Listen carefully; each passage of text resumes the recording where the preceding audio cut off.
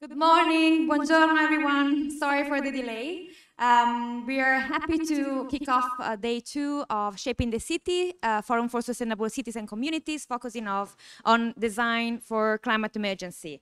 I'd like to thank Nano Architects for co-organizing this with us. Thank you so much, Terry, Ian, and all the team. Thank you to the partners, New Orleans and Company, the AIA, and our sponsor, Bentley and AOS. So without further ado, I want to leave the floor to our first speaker, and I'm very happy to welcome Michael Hecht on the stage, sorry. So Michael Hecht is the President and CEO of Greater New Orleans INC, experienced CEO with history of success across the country in economic development, coalition building, entrepreneurship, and disaster recovery. Has led post-Katrina economy revitalization of New Orleans for 15 plus years, recently recognized as #1 economic development organization in America. Experience in for-profit, non-profit, and government sectors. Honorary Consul for Finland. So, welcome, Michael. Grazie, buongiorno. Sono Michele Hecht, sono stato a Milano per un anno. But it was a long time ago. Ho dimenticato tutto il mio italiano. So, I'm sorry. But I used to say Milano è brutto, but now Milan is much better. Yeah, it's much nicer. Unfortunately, my time is a little bit short. So I'm going to keep this sweet. I want to talk about 2 things for 5 minutes and 5 minutes. Can you hear me okay in the back? Yeah, it's a church. It should work, right? And Leo's heard this before, so it doesn't matter. You can be on your phone. So I was first asked by my friend Terry to talk about New Orleans and why this place is a special American city. And I think the best way to conceive of that is that New Orleans is really not an American city. In terms of culture, in terms of human geography, in terms of physical geography, it is really the northernmost Caribbean island. If you think about New Orleans as the northern antipode, then I would say Cartagena in Colombia is really the southern one. And to have you understand why that's not just a line, a lot of the blood and a lot of the culture in New Orleans comes from Haiti or Saint-Domingue, because what happened is after the Haitian slave revolt of 1791, I believe, when all of the Haitians who participated got kicked out, black and white, they went to Cuba. Cuba didn't want them, so they came here. And so we have that culture, that religion, and literally that blood that is through us. But of course, we also have the French influence, which is very strong. The reason why we have the port is when we wanted to secure it, and Napoleon needed some money, we bought 1/3 of the United States in exchange for getting the port of New Orleans. It was a good deal. It was $15 million. Best real estate deal ever. But again, at that point, Napoleon was at a low. And we have Spanish influence. We have German influence. We have Portuguese influence. We have a big Italian influence, Piazza d'Italia, and of course African, West African as well. And so you put all that together in a place that was a major trading center on the good side. On the unfortunate side, we don't talk about it, but was the biggest trading port for slavery as well.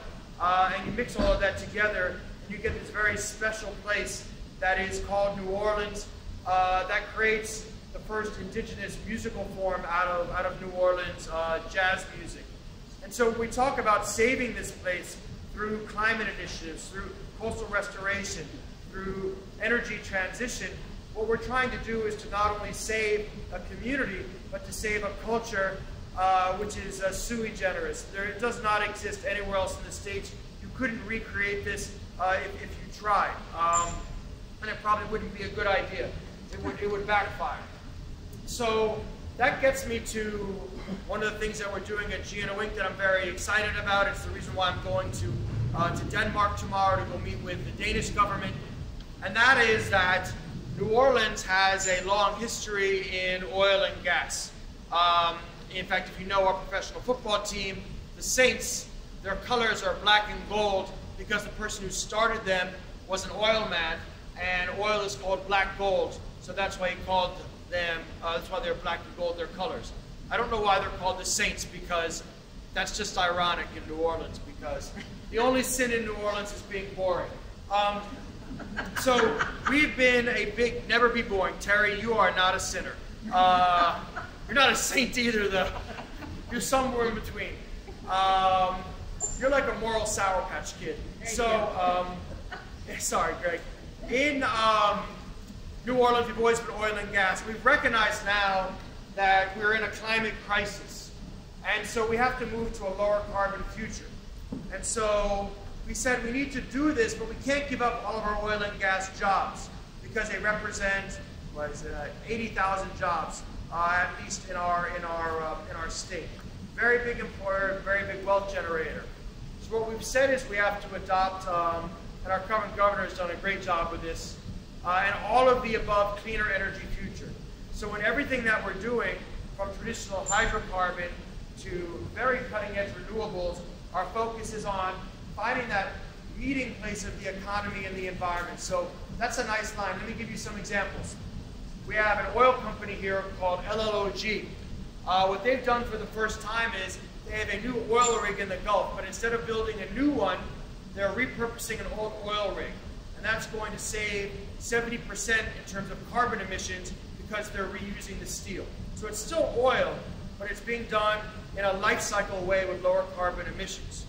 If we talk about natural gas, we are a major natural gas exporter in Louisiana. About 55%, I think now it's probably 60% of the natural gas from America comes through Louisiana. We're sending this now to Poland and to Germany and to China and to other places in Asia. And we're sending it to Poland and Germany and France and other places in the EU. Of course, what we're doing is that we're creating geopolitical stability because we're allowing our friends, many of you in the room, to no longer have to depend on Russian natural gas and all the implications of that. I think that German dependence on Russian natural gas has gone from over 50% to less than 15%. But when we're sending natural gas to China, what we're doing is we're allowing them to switch from coal. And so it actually is having a net positive impact on the world in terms of carbon emissions that's very significant. The third thing we're doing, and you asked me to talk about this, is carbon capture. Is everybody here familiar with carbon capture, use and sequestration, CCUS, and direct air capture? Louisiana is the leader in the nation on carbon capture for really three reasons. The first is that we are one of the most industrially intensive places in the country. We're one of the only states where we have more carbon emissions from industry than from transportation. We're very dirty, right? And we're small. So that means that we have the best chance for improvement because a 25% improvement in Louisiana is in absolute terms a big deal. The second reason is that we have natural formations in Louisiana that make us ideal for carbon capture. We have salt domes where you can inject the carbon, and we have old oil wells where you can inject the carbon and it can stay there for millennia. So we're actually set up in a geological way, natural and man-made, that's very good for carbon capture. And the third thing is we have enough pipelines to go around the world 6 times. Which reminds me, when I was in Milan, there was a restaurant where you could get blue pasta. And I hope it's no longer there. I don't know why it reminded me of it. It was over like Carol Duomo. And the final reason I should say, and this is important to mention, is that our governor has been very good about making the intersection of energy and the environment something we should all be doing for common sense reasons and not an ideological issue. So we have some of the most conservative oil and gas Republicans in our state who are behind the energy transition. Which gets us to my favorite topic, fordi min kæreste rigtig stor dansker, which is wind energy. Wind energy is huge in Louisiana, but not exactly for the reason that you think. We are putting wind energy in the Gulf of Mexico, but the Gulf has some challenges. It has a Goldilocks challenge. Either not enough wind or too much. It's not often just right. So we're working on that. But in the meantime, some of the biggest wind companies in the world, like Ørsted, like RWE, are using Louisiana to build the wind installations that they are putting in the Atlantic coast of America where we have better wind. Because if you think about it, making an oil rig and making a windmill is really the same skills. You're welding and installing something in very deep water, difficult conditions. So for example, one of our biggest oil and gas shipbuilders, named Edison Schwest, has a $300 million contract with Ørsted to build the first crew vessels for installing and maintaining wind structures on the Atlantic coast. So we're big into wind, and that's why we're going over to Denmark tomorrow.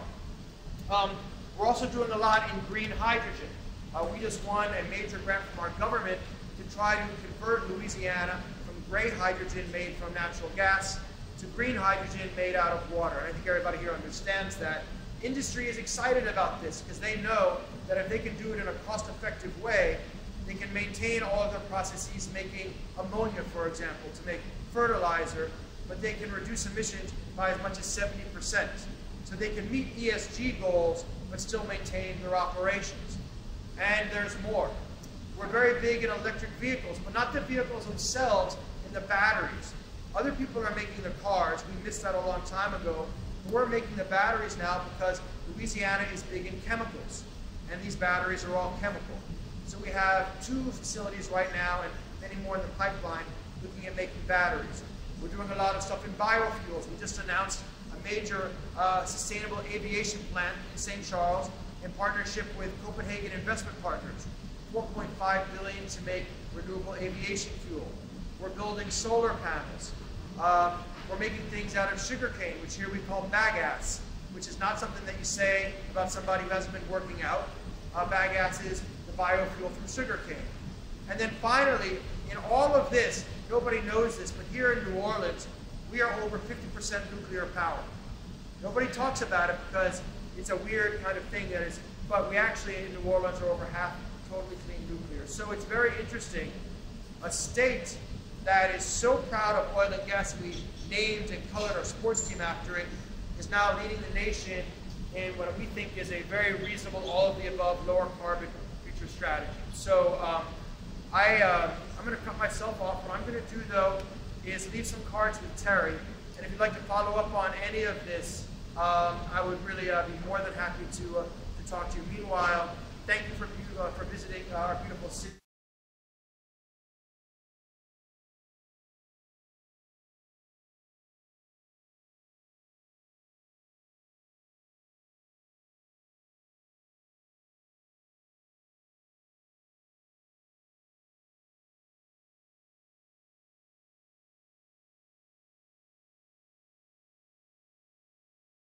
Michael, thank you so much for your time. We know you're on a very tight schedule, so thanks again for this great introduction.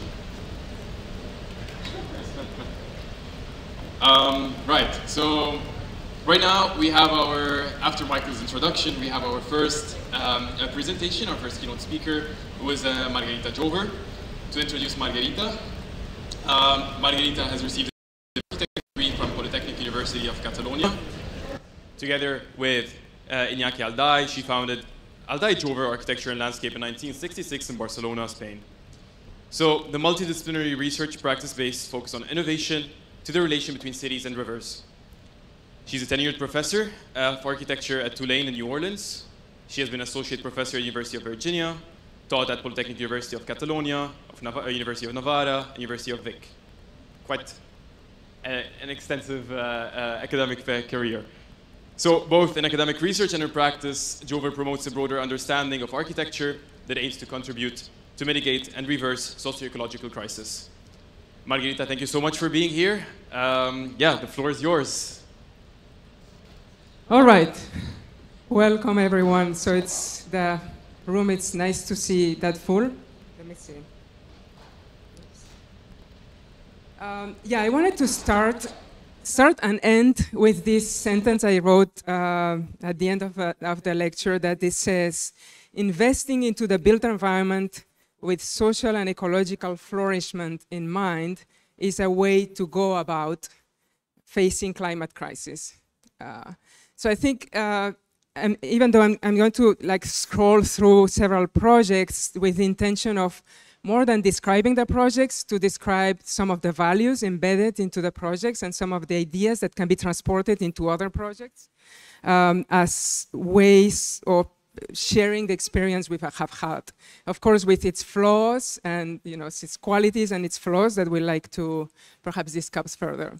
So a brief self-presentation first and then 6 projects. We are a research-based office in Barcelona, architecture and landscape. We're somehow known for this concept of cities and rivers, which we were experimenting 25 years ago, or building the cohabitation between architecture and floods. So we just launched this book, Actar, with Actar. There's a code discount if you want to. That is this USF 2023, Cities and Rivers, that has several texts from bullfight torero text to landscape architects, planners, etc., talking about some of the pieces that they were experiencing in the piece of architecture. And in academia, wrote some years ago, or co-edited, more precisely co-edited with Alex Wall, this book, Ecologies of Prosperity for the Living City, with an essay that talks about socio-ecological urbanism, with definitions, among others, of the condition of planetization, the condition of a citizen of the planet, and the need, if we believe really that planetization is a condition, universal condition with equal rights and duties, we must, as designers, for example, eliminate all landfill, and as a result, innovate in design. Then also in academia, working with Elisabeth Camuti, who is going to be in a panel in the afternoon, we have received a grant of $250,000 to study from Houston to Mobile in a succession of several years, to study possibilities of driving investment into the built environment. So something like climate adaptation plans, linking and the future of the region. So all these things are just like working as think tank. They're not projects to be built, but knowledge to be leveraged and to be shared. And then with the community of practitioners and agents that work in the territory, be able to share and advance and advocate for the future, for alternative futures in terms of energy transition, energy reduction, etc.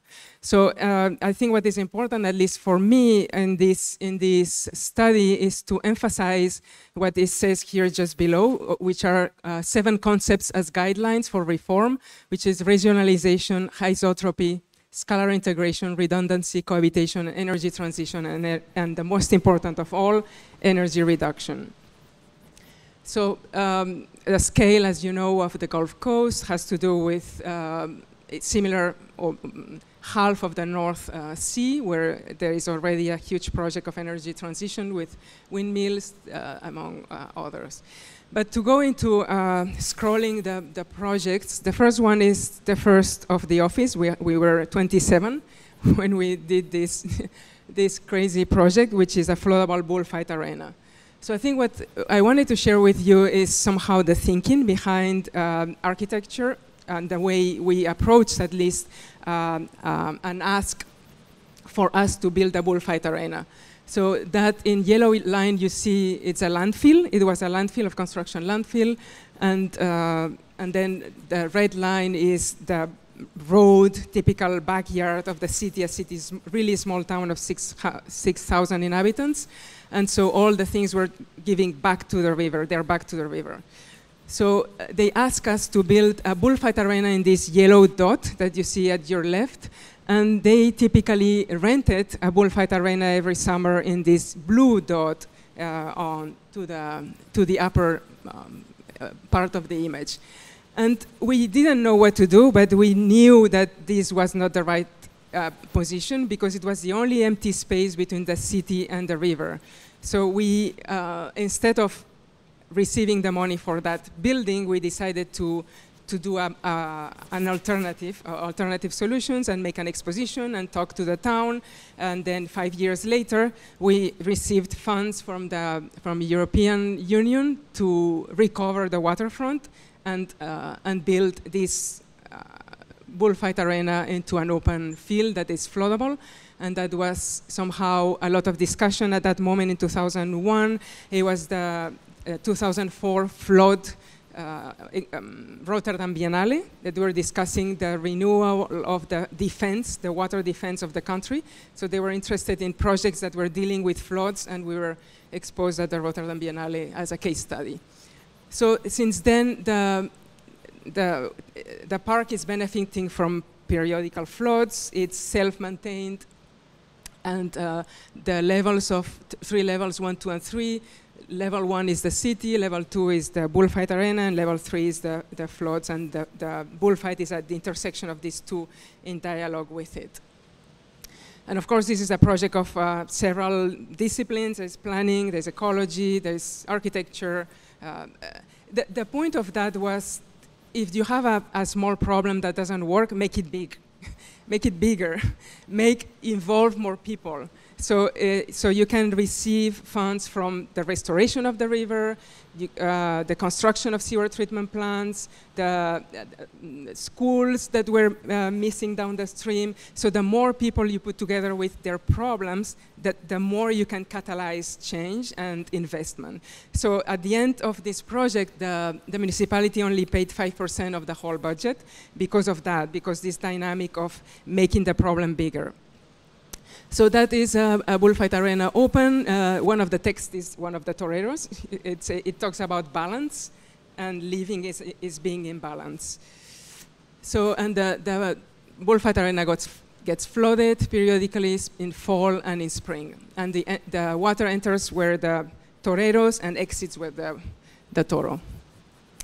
So, and that's a quote from the bullfight, obsessed about balance. But let's move into the next one, Zaragoza. It's the second of 6. I'm always putting the millimeters here. You realize that New Orleans is 1,500 millimeters of rain, and all these places are 300, 500, 600. It's a little rain, and even though floods are a problem, it's because the regime of flash floods and the intensity of it. So Zaragoza, it's another it's a water park in the western part of the city. It was part of the investment for the International Exposition 2008, which theme was cities and rivers. And so that was the occasion for a city of 700,000 inhabitants to invest into its riverfront. So I think what is interesting is that the city thought about that for 10 years before they applied to this international exposition. 10 years of thinking to different associations until this whole recovery of the water plant was even thought and the funds were found. And then the international exposition was accepted or received as candidacy, and then the different competitions were launched. We won this international competition in competition with Christine Dalnoki, a French landscape architect, and this green polyline is 300 acres of park. I think what is somehow important for the design of the park is to realize that it belongs to the river. So the first thing. So belonging to the river means to accept that it's going to be flooded. One of the first actions is turn down dikes and increase the floodability of land. And we planted thousands of trees in a really tight framework so they can reduce the energy of floods and catch sediments. So turning down dikes and reforesting was the main action and then the park acts as a green filter, giant filter of the floods before the floods enter and traverse the city, or the city river. So, and at the same time, it catches sediments for its life. But what is interesting also is that the park floods in different ways. That's in construction, don't be afraid. It's in construction because the park works with an internal belt or dike that inside it gets flooded from the ground up with transparent water because it's permeable. And outside this dike, it floods with sediments and the brown water. It's interesting to see the mix of transparent water and brown water because the hydraulic doors were not yet built at that point. So you can see this mix. But in the following, that's already 2015. So those are the 2,000 cubic meters per second that was going down the Ebro River. So the inside is is flooded from the ground up, and the outside is this sediment. And the strategy for buildings from the upper level to the lower level are able to cohabit with the floods. So there's different strategies for the building to cohabit with it, but it was necessary to accept, with cut and fill strategies inside the park, to accept this cohabitation strategy with paths that were above certain level to access the building in and out. So that can last for 2, 3, 4 days, and then you have these sediments that are really like pushing up all the growth of the ecology and in the corridor of the Ebro River. So a landscape is not to be drawn. A landscape is the result of the history of a society and its territory. So the form of the landscape is the form of the people who worked through it. And that's why somehow you have this past and future that is based on the geometry that existed on site, as well as a microtopography, and because that was an agricultural field, a set of agricultural fields that were worked during centuries, pushing the forest, the riparian forest. So recycling the path of canals, scaling them up. And then the second idea, in addition to floods and cohabitation, was essentially to build a green infrastructure of water quality improvement. So catching water upstream, we have this to the north. You see like a giant canal, vertical, north-south, and then orthogonal to it, it's an aqueduct of water quality improvement. Then you have wetlands. Then the quality of water is at its max in the middle of the park, and then it gets derived straight to the south for bathing. So that is like a artificial beach, so it's like recreating Bahama. Zaragoza is a city that is in the middle of, it's a Midwestern city in Spain, in the middle of desert.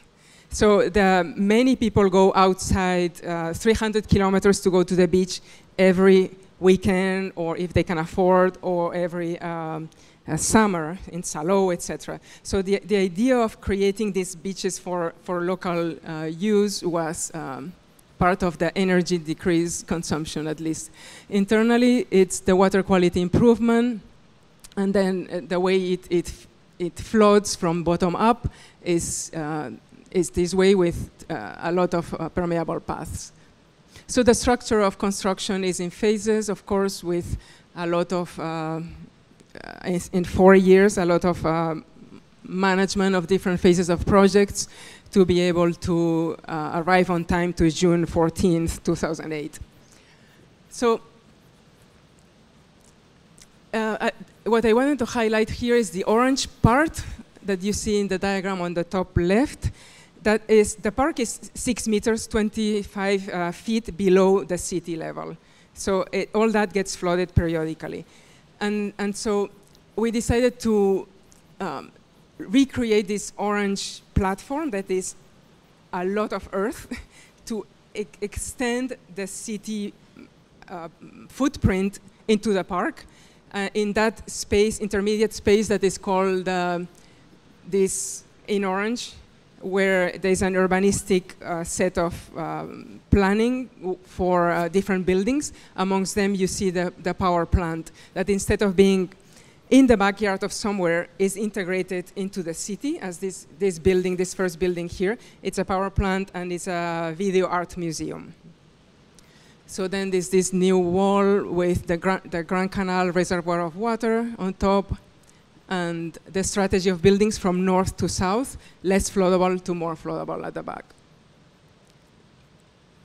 And then this integration, one other concept of, instead of having an electrical substation and a power plant in the backyard of a city, it's civic building, like dressed up and present, so it can not pollute, not bother, and be integrated into the urban context. It has also a video art interface to show the performance of it generating cool or heat. It's having different clips in its facade. Then a theater that also deals with floods. And so integration is integration of floods, integration is integration of water dynamics from ground up, and the ecological dynamics, and the back and forth.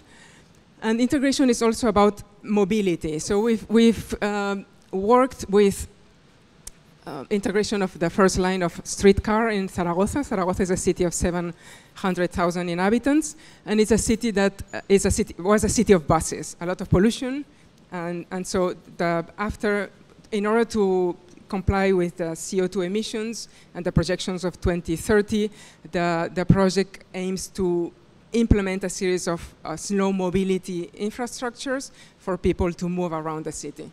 So that is one of these projects, and it's the line 1. And as many cities in the 60s and 70s, was a car-dominated city with pedestrians trapped into sidewalks hidden by bushes.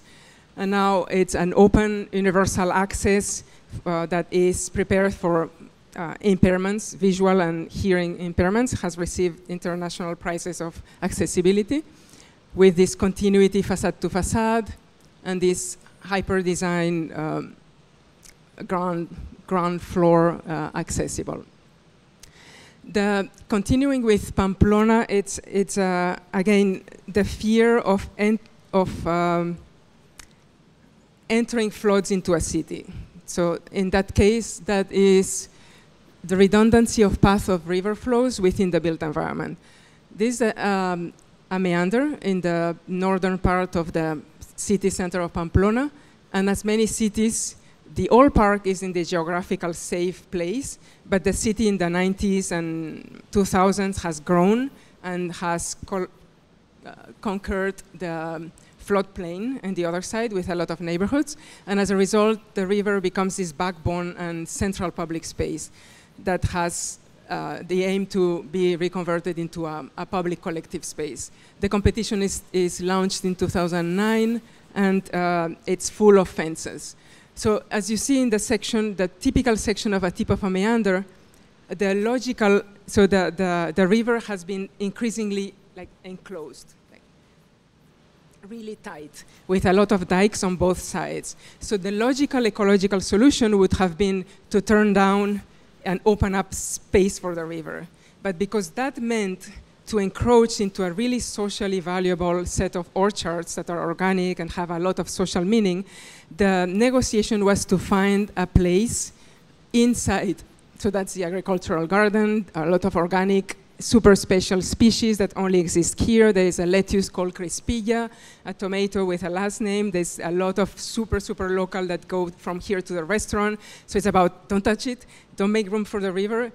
We need to keep eating these delicacies. And because Europe cannot compete with other things than like a wine with 2 last names or tomatoes with 3 last names, there's the way to go, at least economically, for the region.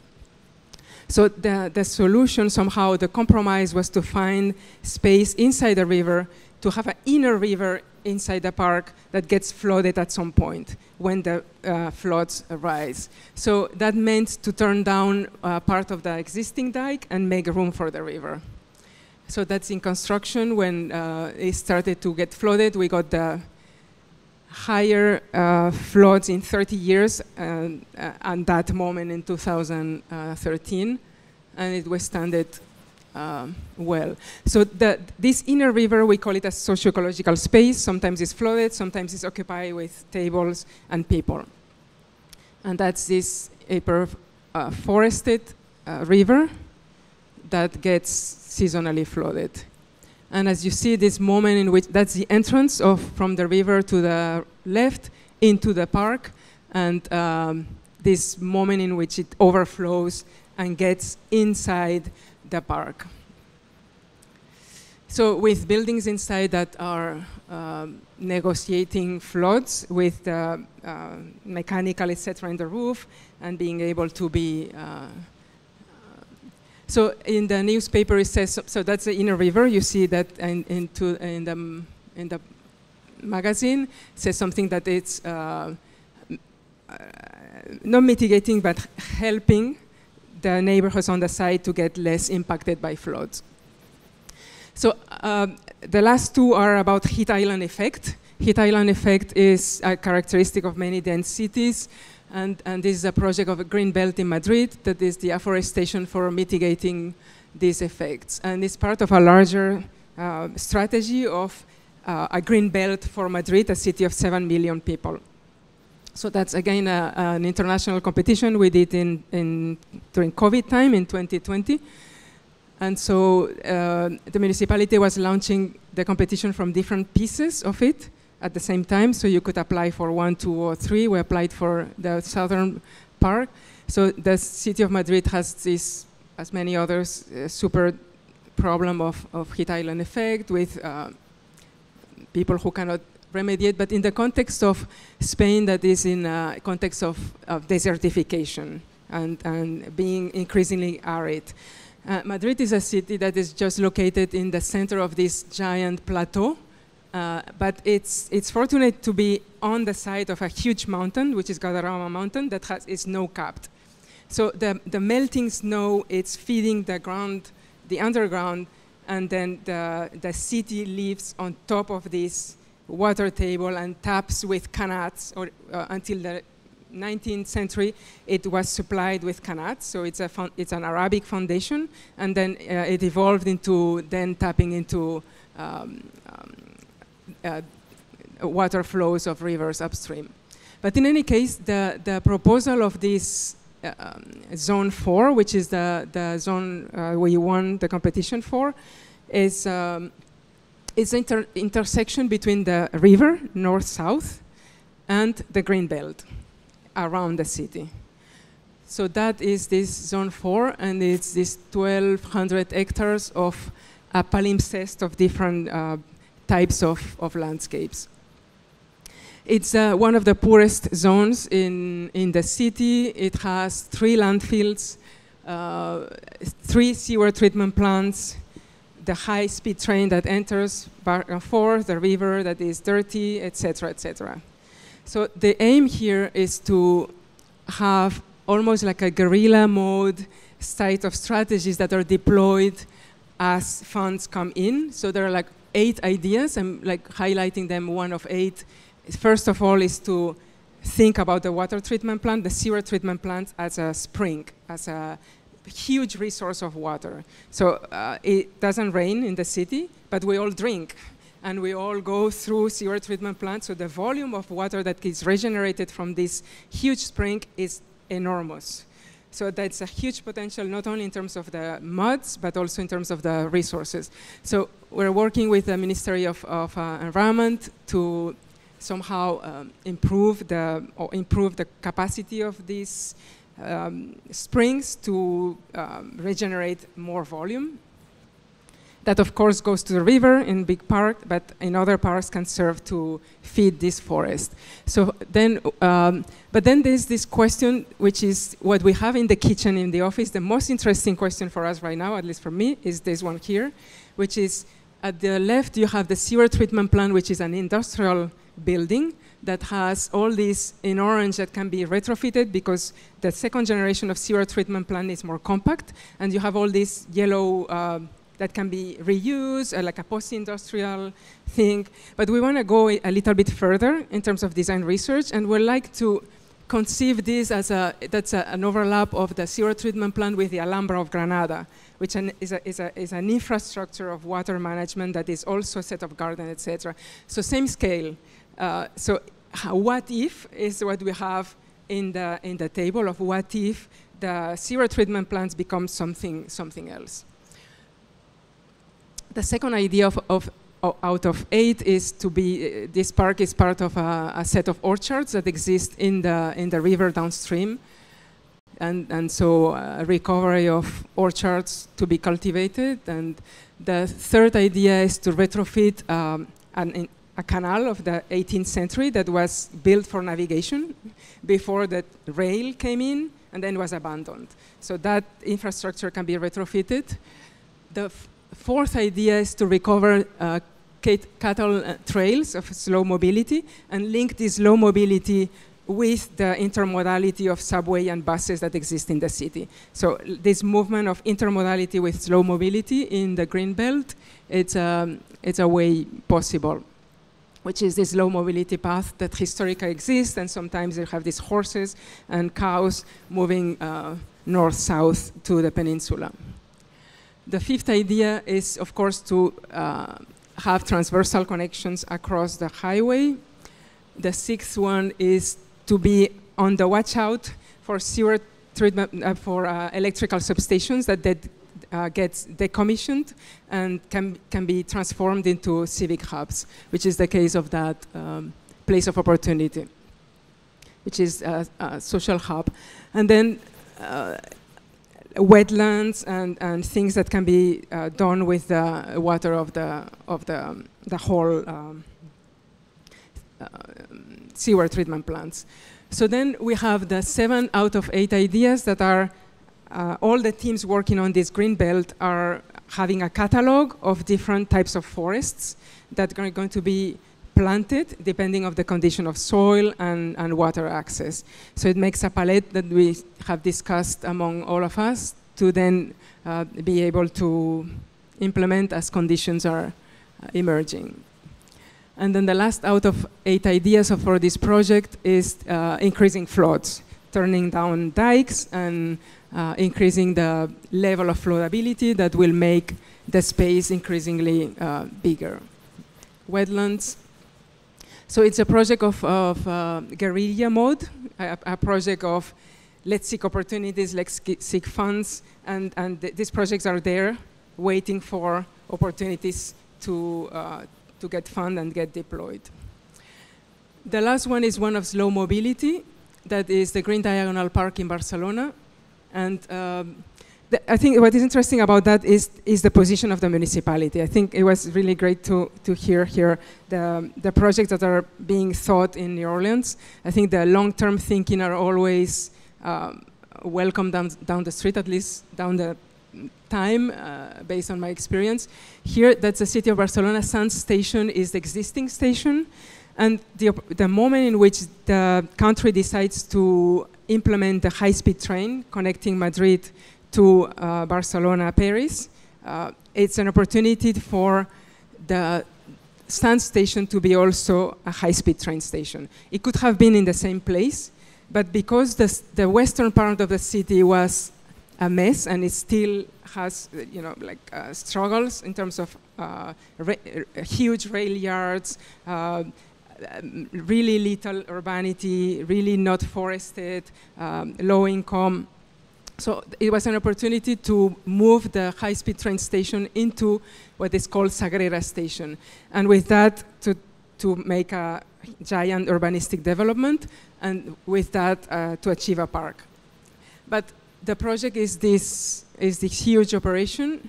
We won the competition of the park, and the park, guess what, is the only place where buildings cannot be built, which is on top of a roof, which is a big challenge. So it's like the highway, the High Line, but at the ground level.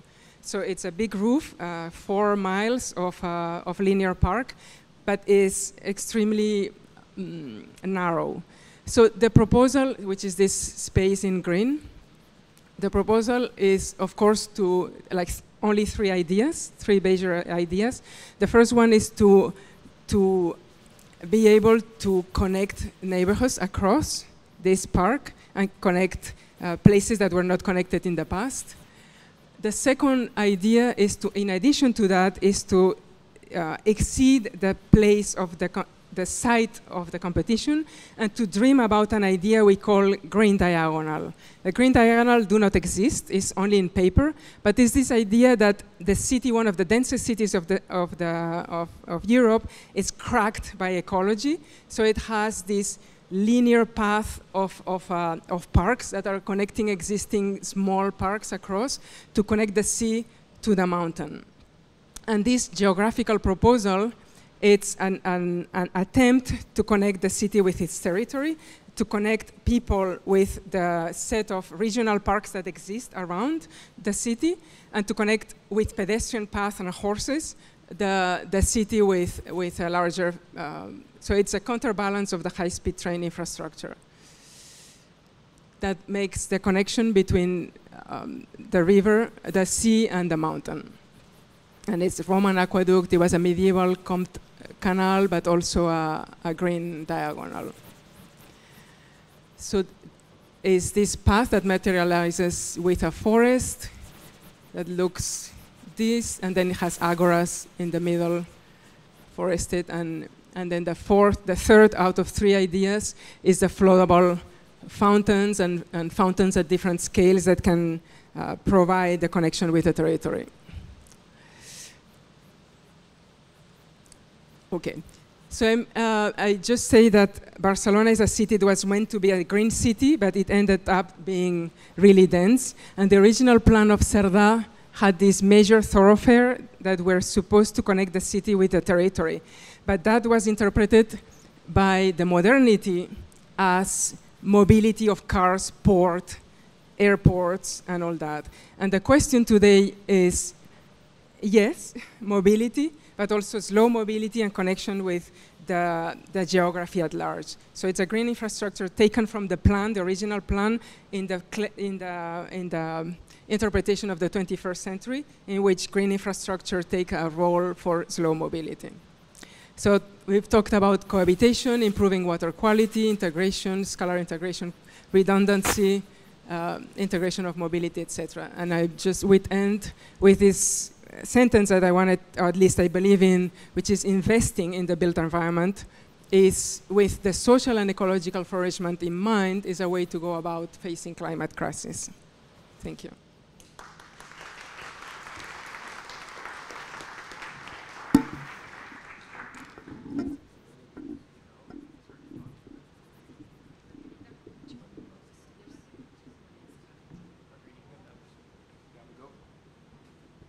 Margarita, thank you so much for your presentation. Whoop, whoop.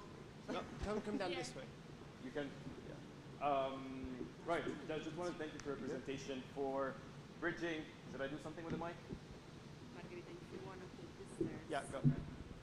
Can I take this one? Right. That one. This one? Okay, perfect. Okay. So, Margarita, thank you much for your presentation and for bridging the research and practice for your, of your work, and taking us through this wide array of projects across Spain. So, yeah, the interrelation between rivers and cities, and integrating all the aspects of floods, mobility, green belts, and all the multifunctionality while connecting the city with territory is something that we're aiming for, and I think that's going to be developed in the next panel and further discussed in the panel now. To have an overview about this panel, so first, coffee's being there, coffee's being served, so please go ahead and have coffee, you guys. Apologies for not having coffee in the morning. Right, our next panel is Catalyzing Urban Climate Resilience. Systematic resilience includes increasing awareness of climate risks, incorporating risk awareness and preparedness into city processes, optimizing emergency responses, and enhancing disaster readiness. So nature-based solutions, including initiatives like waterfront regeneration, river catchment management, and restorative ecosystems, stand out as highly appealing measures due to their effectiveness in mitigating risks and their practicality. Now, I want to highlight one thing here. The title of the session is called Catalyzing Urban Climate Resilience, and during the conversation that we've been having with all the speakers and panelists in this presentation, I just want to flag out one thing. So in the conversation with Megan Bourne, Megan highlighted the idea of catalyzing, to accelerate something. And I think that is very important. It's time to take action. So the panel here is composed of different stakeholders, from architects, academia, planners, and policy makers. It's time to accelerate, to catalyze the way how we build and we coexist with water. So to do that, I would like to invite Nicola Tollin to stage. Nicola is UNESCO Chair on Urban Resilience. He's a professor with special responsibilities in urban resilience at the University of Southern Denmark, with Executive Director of RESURB, International Program in Urban Resilience, led by Recycling Cities Network, which he co-founded. He has worked at the University of Venice, Technical University of Denmark, University of Catalonia as well, and University of Bradford. He has 20 years of international experience in research, capacity building, educational sustainable development, resilience, climate change, circular economy, and innovation focused on cities and regions. The list goes on. He has participated in over 70 research projects, co-authored more than 100 scientific publications, delivered more than 100 speeches all over the world, a part of the United Nations conferences and events, and has been serving as an expert for numerous private and public organizations, including local authorities, European Commission, and United Nations Habitat, and the UNFCCC. So please help me welcome Nicola, everyone. And Nicola, the floor is yours. Thank you very much. Thank you very much, Hadi. It's really a pleasure to be here and to be in New Orleans. As Hadi said, I'm originally coming from Venice, and I can see that the reason of this twinning, now that I'm here for first time. And I'm appreciating very much this discussion we're having together. And I was particularly challenged by the title of this panel about catalyzing urban resilience.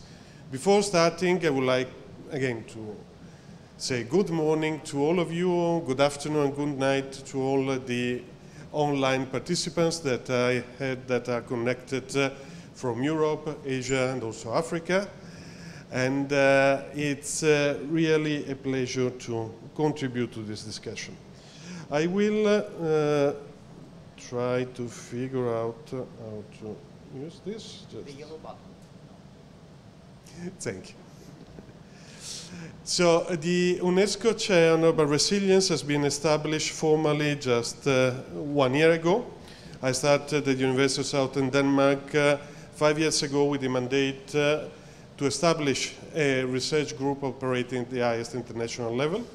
And since 1 year, we have formally been recognized by UNESCO. That means that apart doing our activity of research and education as part of the mandate of our university, we are also contributing to the mandate of UNESCO, working particularly with the Intergovernmental Hydrological Program of United Nations and the Disaster Risk Reduction Unit of UNESCO as well.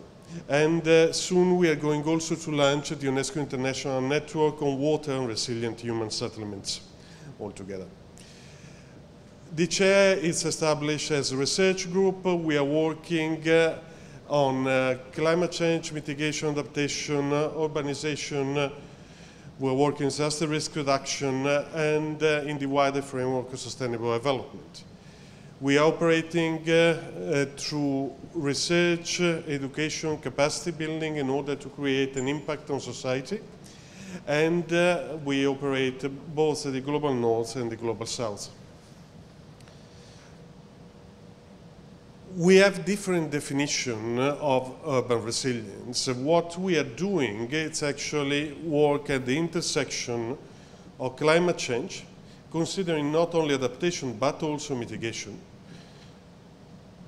We're working on disaster risk reduction and urban development in the wider framework of sustainable development. That's what we do intend for urban resilience.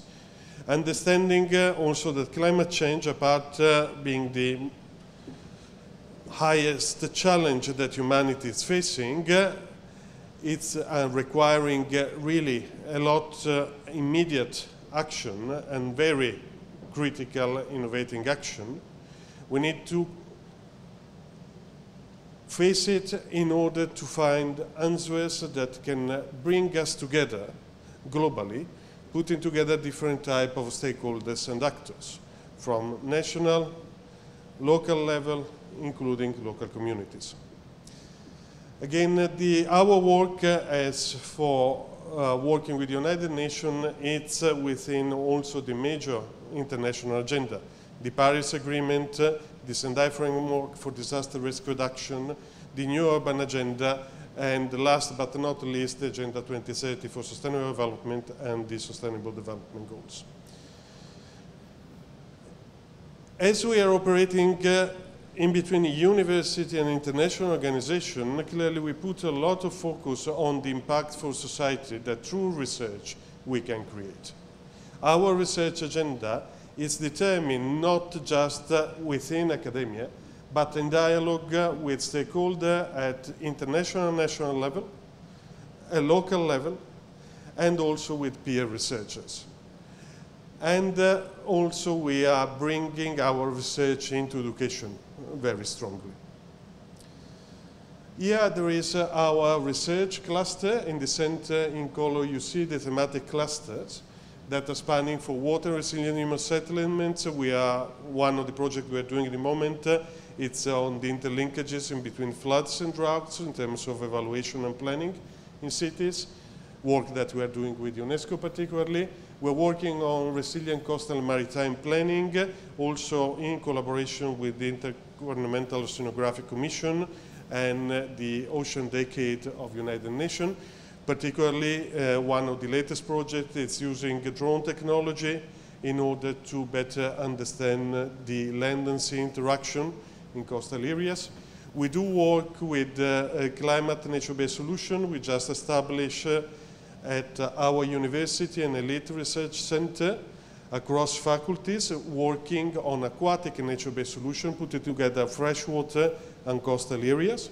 And this is funded by a very innovative research initiative in our university that's a climate cluster that is fostering the collaboration across different type of discipline and different type of faculty in order to develop cutting-edge research on climate. Work on circular economy built environment, for example, on circular transition of social housing. We do work on human health and climate in cities, for example, with the World Health Organization looking at the interlinkage in between health and climate. But today I will focus on governance, spatial planning and capacity building.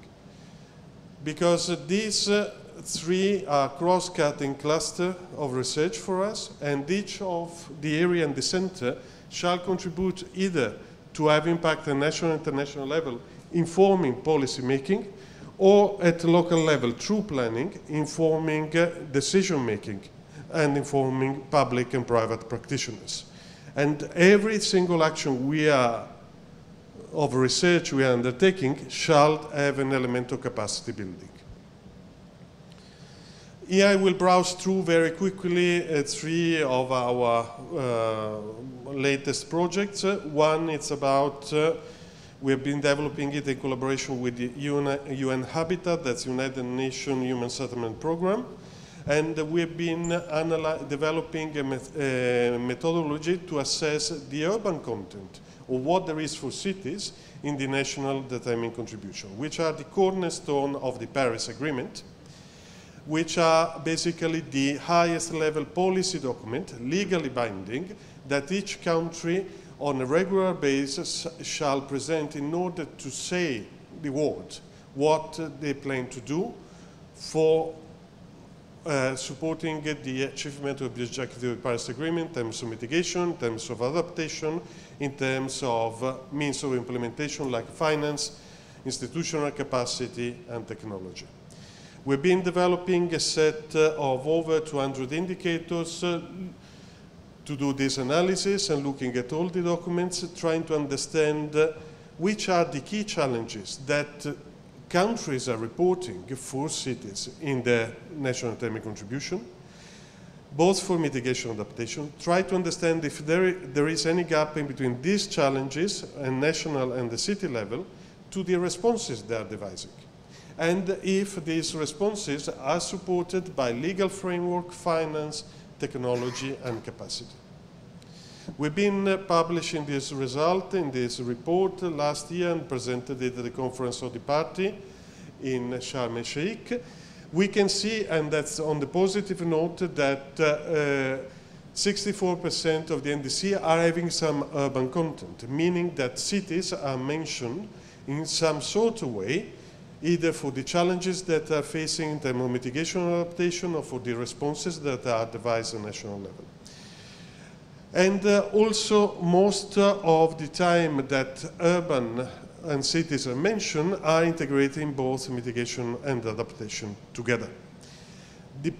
And we've been clustering all the NDCs depending on the urban content in cluster A with strong urban content where they're setting, the NDC setting cities as a priority sector. Cluster B with mention of cities but not so strongly prioritized, and cluster C, no urban content. Now, even we still have a lot of way to do to operationalize the Paris Agreement at local level. and still national governments are not fully recognizing and understanding the importance that cities can play in doing that and in raising national ambition. Sometimes cities are working far beyond the objectives set at the national level. In some other cases, cities that are not empowered enough in order to commit and contribute appropriately to the goals at the national level.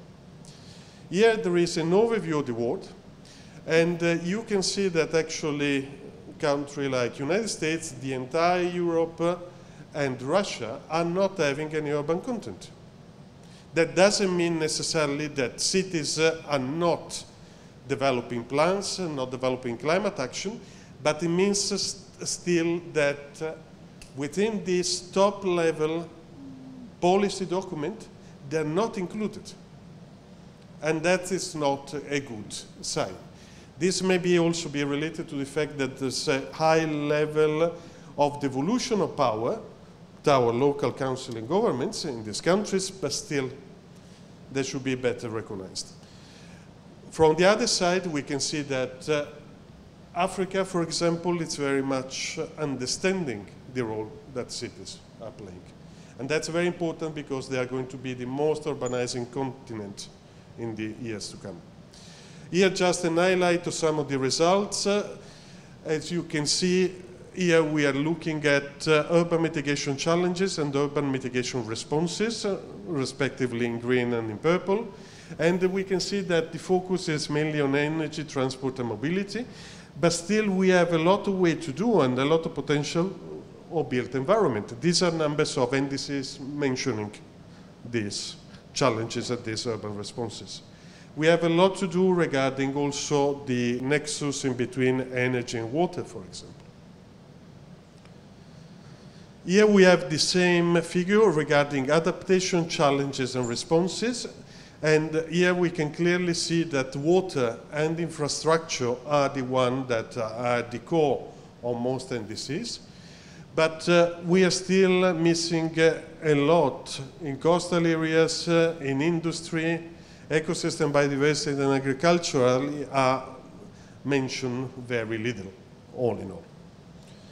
And this about the coast, for example, is particularly important because when we've been looking about the baseline of understanding risk in the NDC, this baseline at urban level, it's overall very much lacking.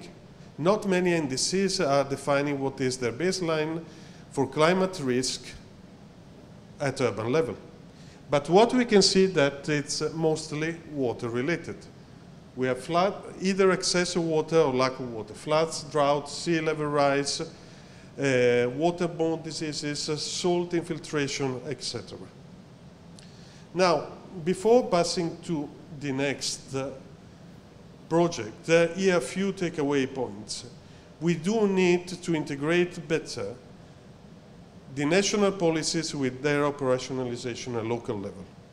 We do need to strengthen local action in a way that we can raise ambition on national level, that cities can contribute better to national objectives and going beyond, raise that ambition.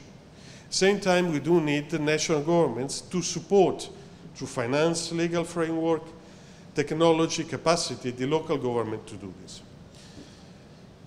At this on the end of the spectrum, starting from national policies, we are going now to another project where, commissioned by the southern region in Denmark, together with the University of Aalborg and colleagues at the University of Roskilde, we've been analyzing the local climate plans.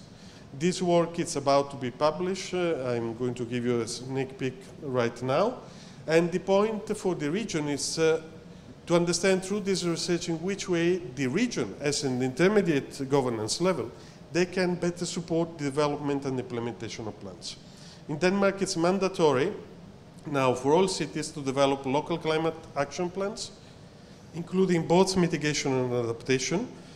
And this is done also through the support of a private foundation called Real Dania in the country, the support of C40 and another consultancy operating in Denmark called Concito. We've been analyzing and developing a system to analyze local climate plans for the 22 cities in the southern region of Denmark. We've been analyzing a plan, conducting interviews, and we will now enter in the second phase also with focus group, really to understand what there is in the plans and which are the barriers and opportunities to better develop and implement these plans. What we just not to be too long, what we figure out is also in this case that construction sector, for example, was not much included in the local climate plans. And that's a major source of greenhouse gases. We have also realized that these plans are not exclusively urban. A lot of the municipalities in southern region of Denmark are having large agricultural territories, forestry and all that, which is one of the major emitters. We have seen that a lot of these plans are conditional to have financial resources, legal framework, and they're not even fully able to understand what they need in order to make this happen. There have been issues in order to be able to calculate the baseline for mitigation or for the climate risk. And we're speaking about one of what is considered one of the most developed countries in the world. But still the capacity of local municipalities are very limited, even when you have an ambitious plan at national level like in Denmark. A lot of these plans are relying on technologies that are still not quite there yet. Cutting an emission relying on power to X, carbon capture and all that. That's very interesting, but again, there is a lot of risk embedded into it. And there is awareness raising is not, and reduction of consumption is not fully embedded in this project yet. Again, regarding adaptation instead, again, these are plans that are very well developed. But again, even if they are very well developed, again, if they are front runners, still there are some criticalities. For example, the understanding not only of the profile of climate hazards, but vulnerability and exposure is still to be done. To have a multi-risk approach, it's still something to be improved. And also we are missing part on loss and damages, the understanding what will be physical loss, infrastructural loss, human life loss and damages due to disaster. This is something that is not quite yet there. Last project, very quickly I'm going to pass through. It's an initiative we launched 5 years ago. That's the International Urban Resilience Academy that we are coordinating. And we've been running training in Copenhagen, bringing together practitioners, policymakers, and researchers every year to be trained on urban resilience. And it's a type of capacity building based on peer-to-peer learning. We are bringing professionals in their own right together to Copenhagen. We are discussing and experimenting a methodology that we call process design for planning for resilience that we've been developing. And we have the ambition to pass from the 100 participants we're training now to get to 1,000 in the next 5 years. Because the need for creating capacity is enormous. In research, in practice, private sector, public sector, and in policy making, also national and intermediate level. Since last year, we also have a spin-off of our training in Southeast Asia. That's in collaboration with the Asian Disaster Preparedness Center. And this is our partner organization. This is not, we're just facilitating this effort, but this is an effort that it's in collaboration with university like TU Delft, Aalborg University, in collaboration with United Nations like UNESCO, UNDRA, UNHabitat, private sector like ARUP, or intergovernmental organizations like ICLE, WWF, etc. And I would like just to conclude very quickly in order maybe to open the ground for later discussion, to restate the importance, or at least one possible reading of the Catalyzing challenge. It's again to bring together national policy making, bring together local action plans, and as researchers, to be able to facilitate this encounter, to inform policy-making, decision-making in an evidence-based manner, and to contribute to create capacity also through lifelong learning type of processes.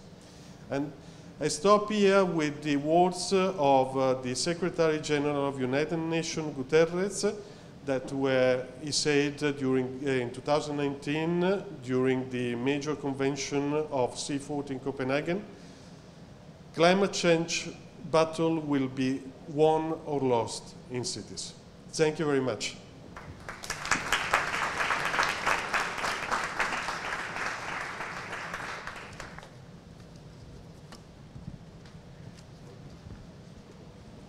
So now, without any further ado, I would like to start to welcome our first speaker for today. That's Christian Rodriguez. That's a principal architect at EskewDumezRipple. Christian, it's really a pleasure to have you here, and the floor is yours. Thanks.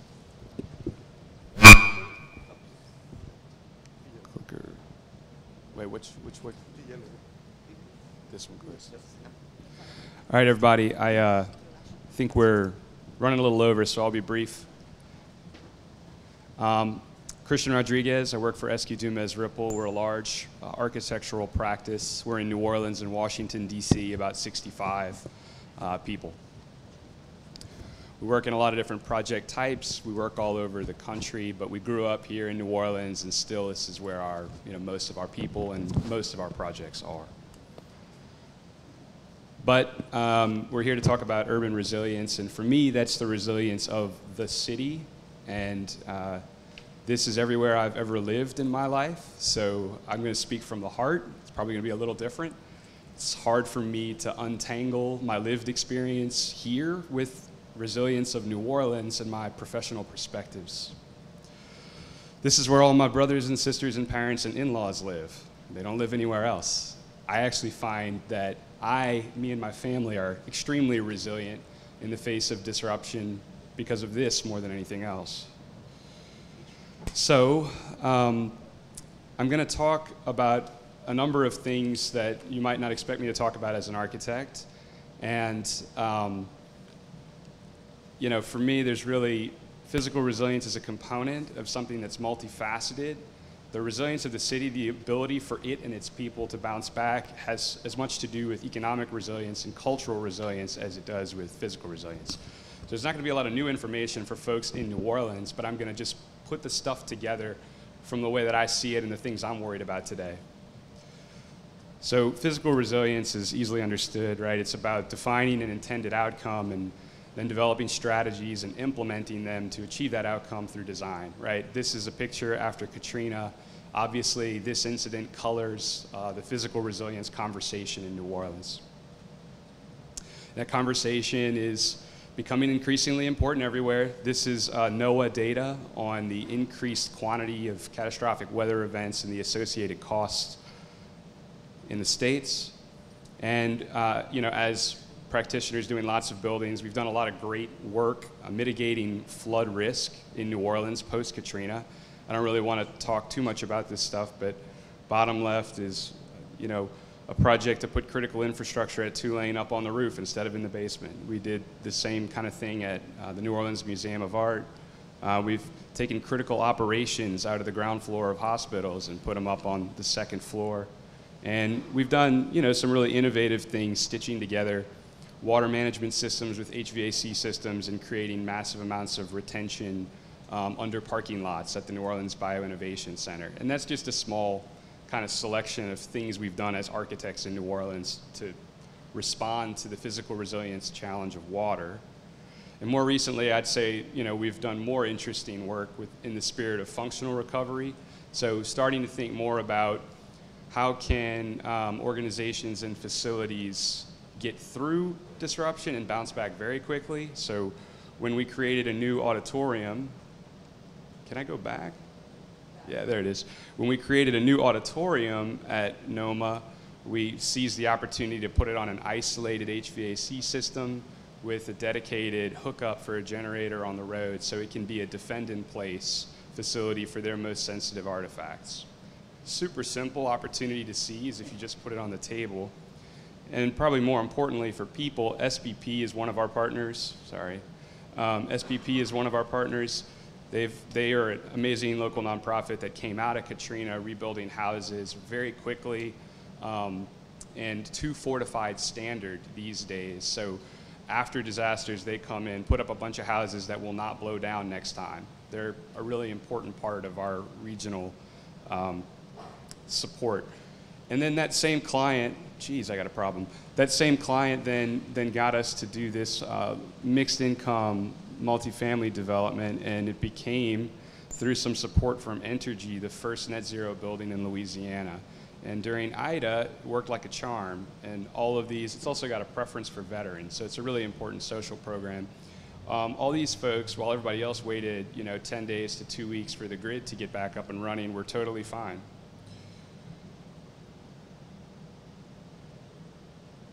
But at the end of the day, I think physical resilience at scale is really about codes and standards, and our role is somewhat limited. I mean, we can prove concept and advocate and make sure those codes and standards move forward, but we got to raise the bar at scale. The other reality is loss. So whether it's an individual or the city, these disasters bring massive loss, and one's situation financially, economically, is going to determine whether or not they can be resilient as much as a lot of other factors. And so it's well documented. This is from the National Institute of Building Sciences. It's well documented that there's like a massive cost-benefit equation that suggests that we should put our money into improving things before storms hit and not paying for them afterwards. But how do we actually do that, right? So post-Katrina, I think by best estimates, $100 billion was spent by the federal government and insurance companies exclusively to get us back to where we were before Katrina, right? The city in the United States is not an economically resilient entity, okay? This is all stuff that FEMA spent money on specifically in response to Katrina. Interestingly, this $2 billion of road work that's been aggressively implemented since 2018 is getting us back to pre-Katrina roads and subgrade infrastructure. So, now we're talking about like 20 years later, you spend $2 billion to get back where you were. That's the reality of disaster recovery in urban environments in the United States. I think that's massively problematic, right? Now let's shift scale to the individual. Like everywhere, New Orleans has a housing affordability crisis. And this is from Housing NOLA. And so I think what's painfully obvious to folks here now is that the combination of market value and the incredible spikes in insurance, 80% plus post-Ida, are making affordable housing further and further out of reach for a lot of people. And the gap in what's available to folks is growing, not shrinking. This is sort of supply versus demand in the housing market for folks at different levels of the area median income. And the gap that you see down here is a huge problem. This is the demand for 0 to 30% AMI homes, and this is the supply. That gap is what leads to massive spikes in homelessness in the last 2 years. So when people are not financially ready for massive disruption, and I think housing is a huge key component of that, how can we really expect infrastructure, no matter what we spend, $2 billion, to get us over the hump? And that's what takes us to cultural resilience. I think it's really interesting to think about what that means. Like, who do we lose, right, when we experience disruption? Do we lose culture bearers, creatives, folks that really underpin our hospitality industry? And for a city like New Orleans, where so much of the GDP is coming from hospitality, does that pose a larger scale economic crisis for us? I think these are interesting questions about the resilience of the city as much as water management. And so let's just look at a quick case study of what just happened in Grand Isle with Ida. So we lost a camp, family fishing camp in Grand Isle, and it's pretty sad. We're kind of fishing camp refugees. We bought one in Lacombe, so maybe we'll be there longer. But Grand Isle, coastal barrier island that's been occupied for a very long time, has like a rich tradition and culture unto itself, gets devastated, and what happens? Massive amounts of investment from people with 50-foot yachts building, $2 million homes. So that means inevitably lots of folks are getting pushed out. Lots and lots of folks are getting pushed out, to the point that restaurants and bars are reducing hours, and these folks are not exactly well served. So, the core is doing its thing. Is it physically resilient? Yes. Private money is coming in like never before. Is it financially resilient? I don't know, arguably. Is it culturally resilient? I think it's culturally in bad shape. And will it bounce back? Is that a cautionary tale for New Orleans, I guess, is the question as I look at what's happening outside of architecture in our city right now. And so let me just shift gears to something positive to close this out, which is the Community Lighthouse Project. And so this is being driven by a huge consortium of faith-based and other community organizations to establish centers that are really mostly churches, but centers within 15 minutes of everybody in the city walking, that are going to be equipped with solar and batteries that can be kind of the springboard for disaster response. And what's amazing is just that it's happening. It's not a very old idea, and it's gotten legs under it very quickly. And 4 of them are already built. 16 of them are in an implementation phase. And this is funded by grants and contributions.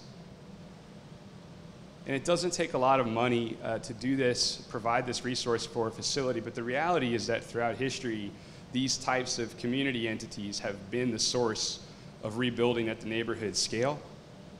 Because it's not just about charging cell phones, but they're a place that people can check on each other. They can be assigned people to check on. They can deliver food and other services in an emergency and really make it feasible for people to get back to New Orleans.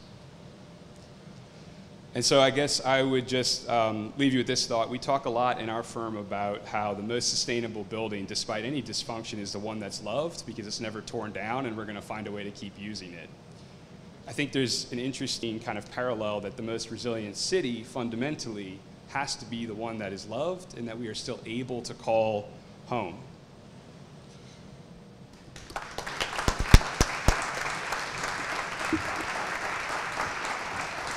Thank you very much. Thank you very much, Christian, for the very interesting presentation. And I will call everybody back for our panel discussion later. And now I would like to welcome our first speaker online. That's Taneha Bacchin, Associate Professor at University of Technology of Delft. Yes.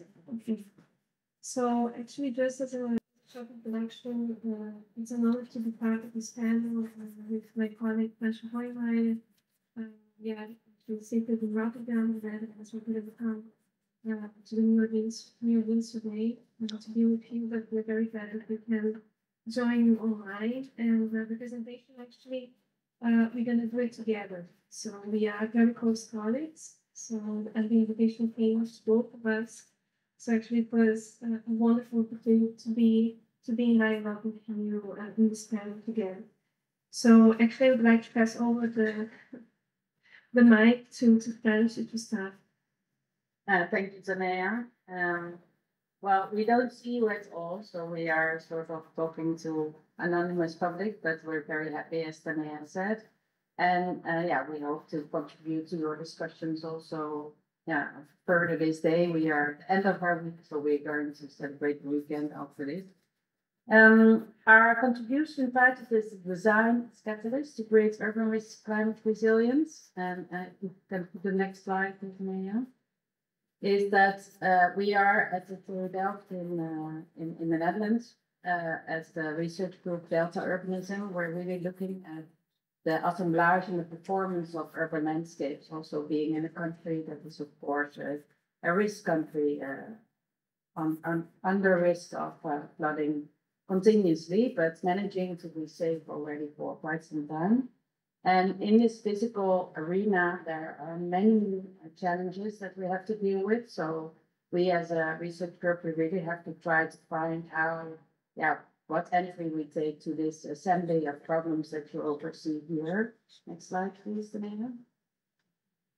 And in our work, we are really trying to oversee a holistic approach where, of course, we are impacted by climate change, but we are also inducing it.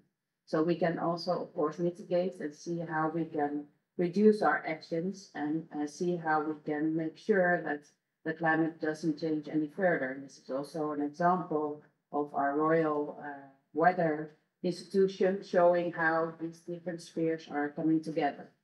Just as an illustration to show our approach. Next slide, please, Taneha.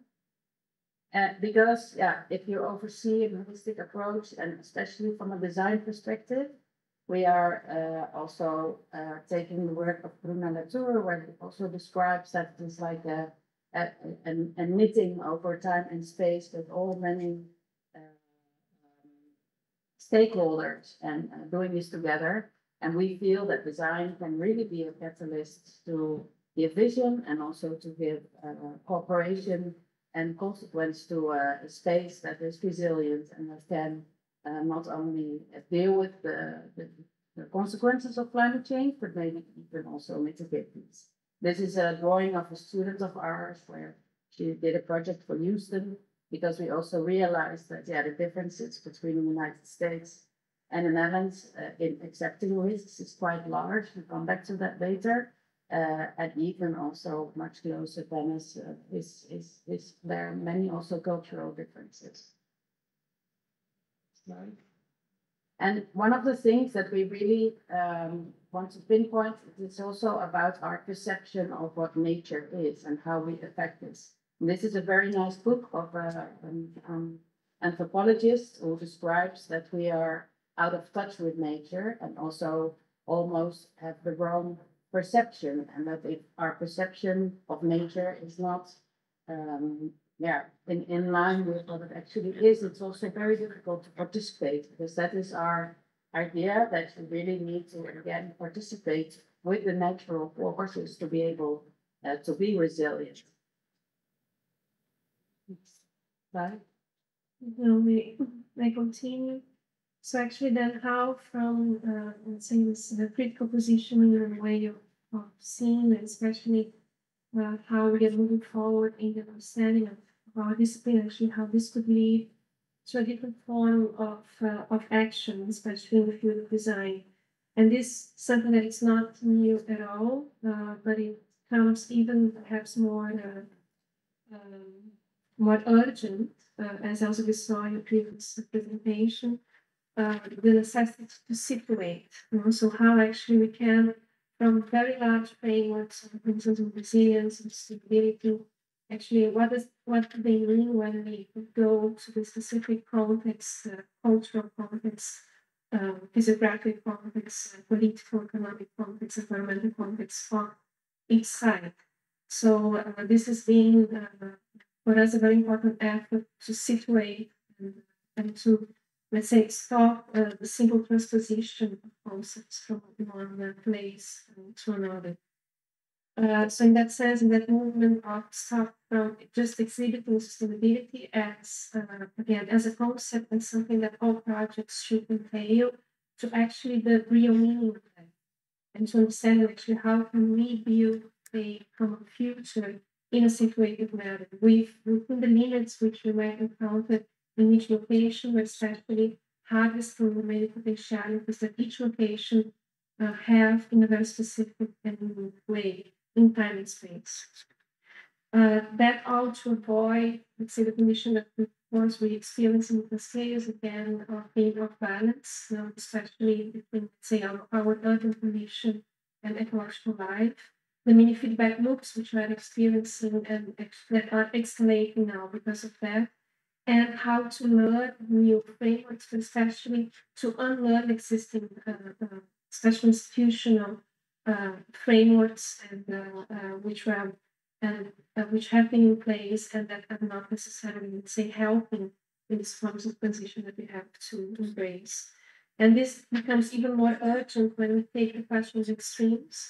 And again, as Fransje said, coming from the Netherlands being a, well, as we see in the map, a natural risk country, but actually it's not a risk country. In that sense, the Netherlands has been able to manage to be out of risk for many, very long now.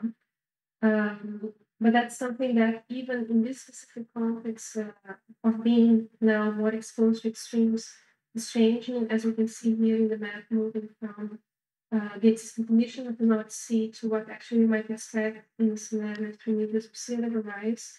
So even the existing paradigms of how actually we, in the Netherlands, we have been maintaining risk out, actually we have to revise that. So moving from a let's say, defined system in which, let's say, water, the water space, the water landscapes, and the soil land landscapes are well defined and separated, to a model in which actually there is much more of, let's say, intertwined between both systems, and especially the use of not only engineering, say, flood risk management and protection levels, but actually engineering by learning from natural processes.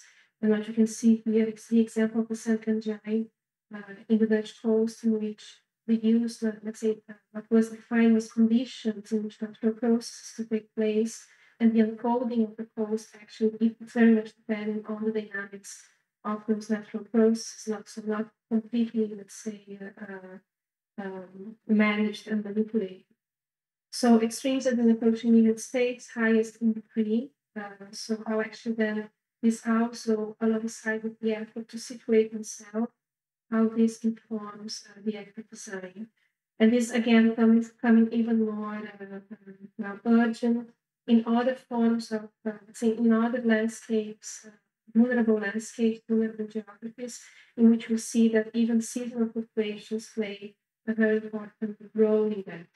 But also, in that sense, the risk that it's also being by, say, the effects of transposing conditions from one region to another, as in several examples, because of river transposition for continued water supply.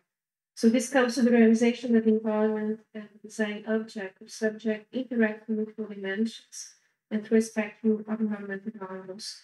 And we use that, so let's say that the shifting paradigm in terms of risk management and risk perception and understanding and the effort to situate design into projects that we'd like to bring you shortly as an example. So the first one, it was a project funded by the Netherlands Environmental Assessment Agency about the use of the possible application and the choice of nature-based solutions in vulnerable geographies, as we call them.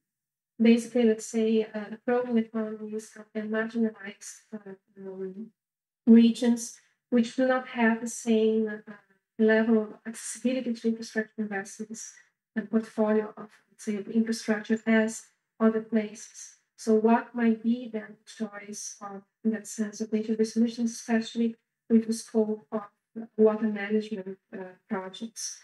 So then what is specific about the political geographies, again, in this effort of understanding the effort to situate and to think about how risk has been dealt with in those specific locations, which led us to this question, to the research question of what types of interventions reacting to which types of water problems. Those institutions and financial structures are appropriate. And I think this is very important. So the notion of that what is suitable, what is appropriated to a certain context in a certain time frame. And this is what you can see here in this diagram. So very much the effort of context reading. So socio-spatial configuration that shapes the risk.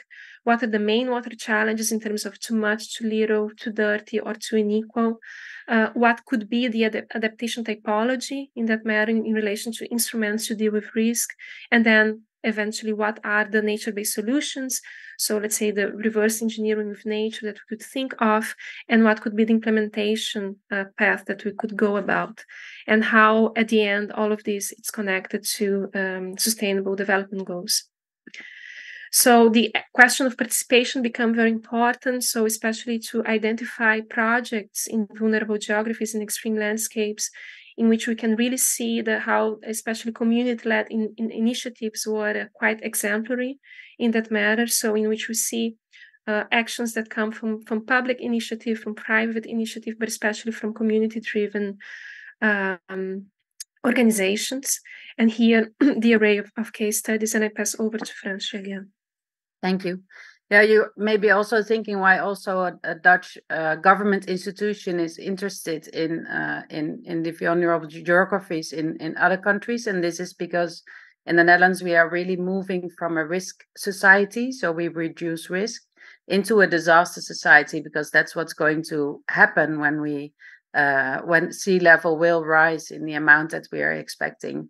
So the study of all these other vulnerable geographies is really also about understanding how to behave differently. So these were case studies that we looked at. If we can go to the next slide.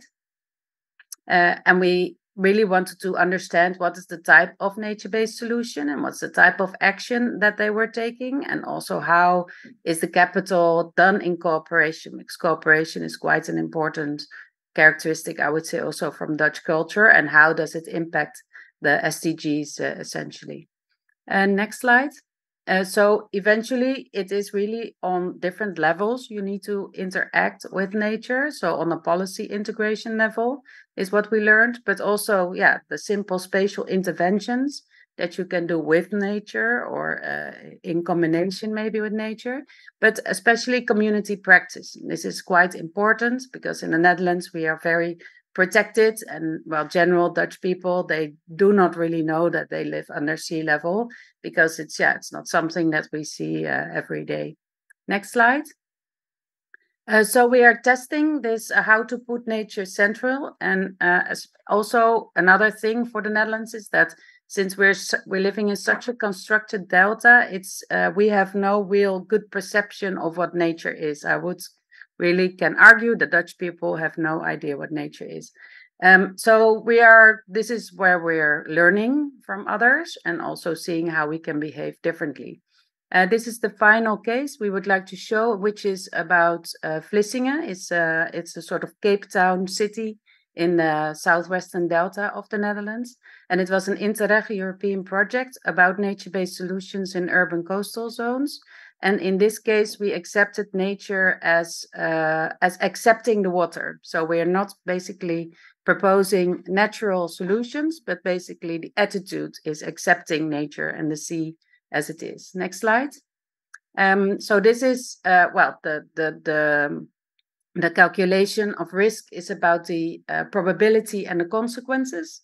And the probability is about the force of the storm and the strength of the dikes that determine the probability. And the consequences is, of course, measured in victims and damage and societal impact. I think a very interesting difference is in the Netherlands, in this location, we accept a chance of 1 in 3,000 years. And generally in the United States, the acceptance is 1 in 300 years. So you can see we are quite rigid. But of course, how you protect yourself, you can also reduce the consequences and not reduce the probability, which means the same thing, that the risk remains the same. Next slide. And for Vlissingen, it was the idea that they did not want to raise the dike, which is supposed to be raised to really be protective for climate change, for sea level rise. But because it is a historical front, so the cultural value of this historical front was really a driver also to see how can we do it differently. Can we accept a storm? This is the principal drawing where you can see that in a storm there will be water coming over the dike, and can we store it so it will not damage or kill anyone? And it can be, nice detail is that the location is also an hydraulical artifact of former ways of how the water system worked. Next slide, please. So we did a cooperation with our hydraulic engineers, who are, of course, excellent in predicting risk, and they have all these programs to define the damage, etc., to see how much water actually comes over the dike, because, if we know the volume of water, we know how to spatially solve this. Next slide. And we worked with a prediction of climate change, but also with scenarios. So we have in the Netherlands 4 climate scenarios: moderate, warm, moderate plus, and warm plus.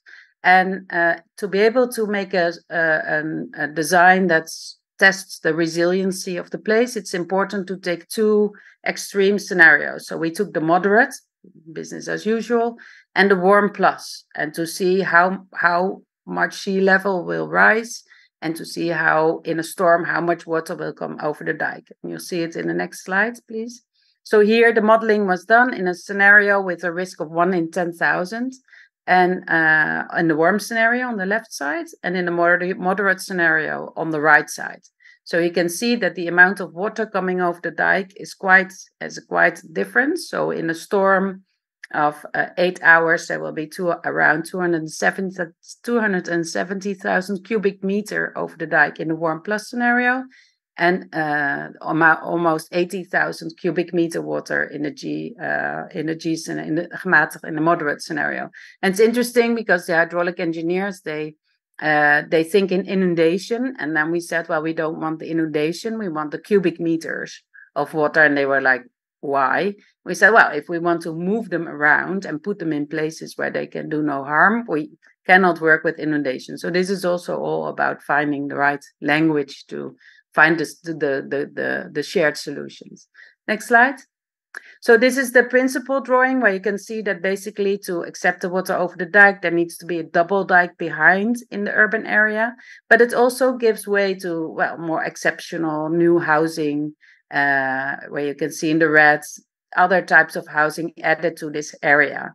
And the water will come over the dike, and you need to convey it to the right place. So that's a public space design that they eventually did in as part of this project, because that's what the Interreg projects are about really building it.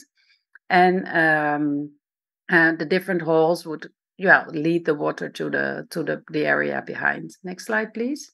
So this is an important slide because here you can see that over time, because we were talking about 2100, that if the moderate scenario will continue, we will all stop eating meat and stop driving cars, etc. I know it's a dream, but we can dream that eventually this solution will be sufficient. The town will be resilient. Maybe water comes over the dike, but it will have a place. It will be fine. When the warm scenario will happen, then you can see the rise of the amount of water.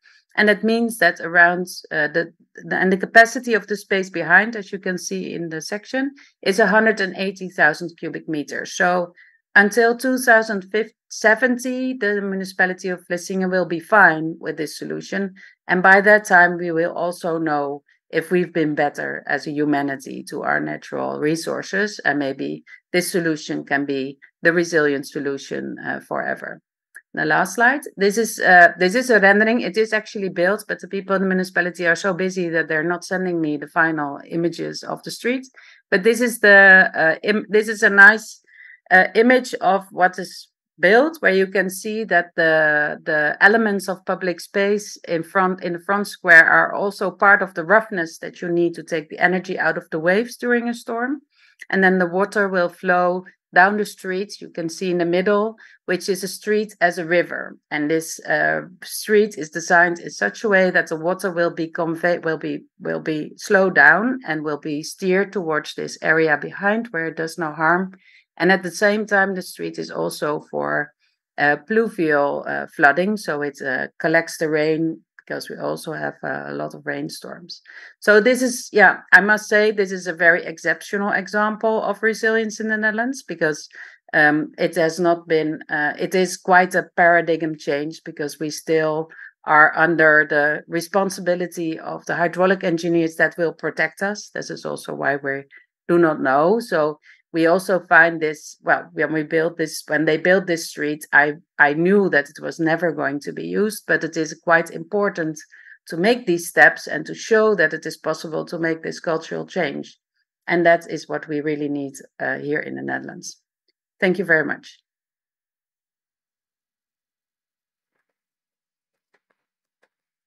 Thank you. Thank you. And my apology is because I haven't realized that it was joint presentation. So I would like also to formally, even if late, to introduce Fransje Hooimeijer from University of Technology of Delft. And again, apologies, Frances, for not having mentioned you at the beginning. I would like to thank you both, Taneha and Fransje, for this very interesting presentation, and please stay with us for participating to the question answer session and the debate at the end. Now, I would like to call our next speaker. That's Megan Bourne. That's an associate partner of field operations.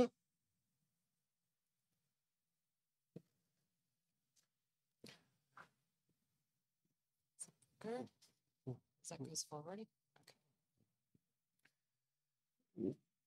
Very warm welcome, Megan, and the floor is yours. Thank you so much. Thank you to the ECC and Nano for hosting this event. I'm so happy to be here, be in New Orleans with you today. My name is Megan Bourne. I'm an associate partner at Field Operations. We are a group of 100 landscape architects and urban planners. We have offices in New York, Philadelphia, San Francisco. And we are most interested in the intersection of city and nature. Our projects range in scale and size and across cities, major cities across the world. We're known for the High Line in New York, which we began 20 years ago and are still working on today. The High Line, is maybe some of you have visited and know, it's a sort of garden in the sky. It's a place to take in the city, appreciate nature in the city, but also to celebrate the theatricality and the theater of urban life and the culture of New York. Thinking even bigger, we work at the scale of whole cities as well as parks and gardens. This is a city in Shenzhen, China, Qinghai Water City. We designed this city from master planning through parts of it through construction. The idea here is to kind of organize a city around the landscape, around soft systems, around blue and green infrastructure. Here you can see 6 water fingers. These parks organize urban districts and neighborhoods. They also cleanse water, create habitat, and valuable open space for the millions of people who live there. Over the last 10 years, we've been implementing this master plan. You can see here, this is taken an engineered floodway, not dissimilar from some of the canals and dikes you see here in New Orleans, soften the edges and create place for people into something that is now a soft green wetland with boardwalks through the city. So all told, this idea of nature in the city is something that we try to bring to all of our projects. We do this to, as I said, sort of increase habitat, increase biodiversity, but also allow access for people to nature in all the places that we work. So I wanted to talk a little bit about today, specifically how design and really how landscape architecture can help to catalyze urban climate resilience. I want to do that through sharing 3 of our projects with you and highlighting 3 strategies we've used in these projects to do just that. I want to start by talking about pushing innovation and doing that through collaboration with our partners. We work on huge multidisciplinary teams with engineers, with planners, with other designers and architects. And we're always trying to push the envelope in terms of what we can do with infrastructure, what we can do with design, How can we layer in co-benefits to really make our projects work hard and perform at really high levels? We also try to employ soft systems. I think we've heard a lot about nature-based solutions, but how can we do that across our projects, and how can we integrate those systems together with urban systems, again, to sort of create very high-performing places? And finally, how do we use design to provoke? How do we use design to accelerate and incite people to see a future that they may not want to see? They might want to keep their head in the sand, but we as designers know how to envision things, know how to look forward, and can we use those visualizations and those ideas to spark change in places where people are hesitant to change today? So the first project I want to speak about is in Seattle. We're working on 2 miles of waterfront in Seattle. We started this work in 2010. This project was motivated by an earthquake, another form of natural disaster. In the 90s, the earthquake structurally damaged both the elevated highway you see in this image as well as the seawall in central Seattle. We were hired as urban designers here to rethink the waterfront. The city saw this opportunity. They knew they needed to rebuild this road. They needed to rebuild the seawall. But how could they take that opportunity and reshape the center of their city? We were thrilled by this prospect to think about rethinking infrastructure, to bring nature into the city, to make these high-performing places. So we've taken down that elevated highway. There is now a tunnel, a deep bore tunnel beneath the city.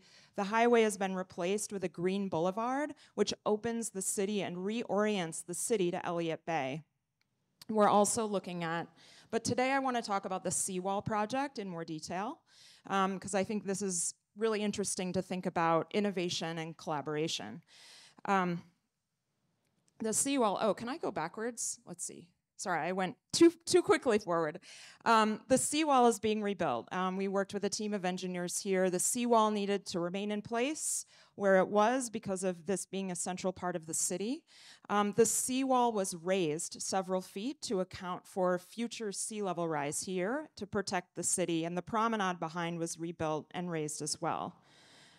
But what we recognize is that the seawall is sort of sitting at the edge of Elliott Bay, which is an incredibly rich habitat and ecosystem, but one that is threatened by industrialization and urbanization of the city. It's a really critical habitat for salmon in Seattle. It's a juvenile salmon migration run where the salmon swim up and down to the Duwamish Creek and their spawning grounds.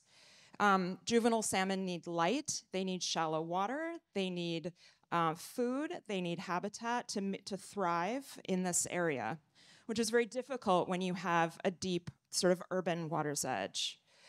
So in looking at that seawall, we thought about how can we layer co-benefits into the design of the seawall? How can we work with the structural and hydraulic engineers to add in and make this seawall higher performing for people, but also for habitat in this area? So we've created sort of innovative light penetrating surfaces to allow sunlight down to the water. We've designed panels to clad that seawall to create habitat areas to help the fish. And then we've expanded the scope of the seawall. Think about it, it's thought of as very thick now with these tide line and stormwater terraces behind to filter water before that water empties into Elliott Bay. So really rethinking the idea of what can a seawall be? Can we think about what's happening in front of it, on top of it, and behind it to make it perform for everyone? Just a few more details. Here we worked with the engineers to design this light penetrating surface. As I mentioned, so there's glass panels embedded in the sidewalk to allow light through for the baby salmon as they swim up and down their migration corridor. We designed the seawall panels to have habitat shelves. So there is vegetation, there is like small marine life here, so there are food sources in this place as well for the salmon. And then in certain places, we were actually able to remove the seawall altogether and create these soft, natural beaches, something that is akin to what would have been along the shoreline in Seattle prior to the city settling here and becoming urban.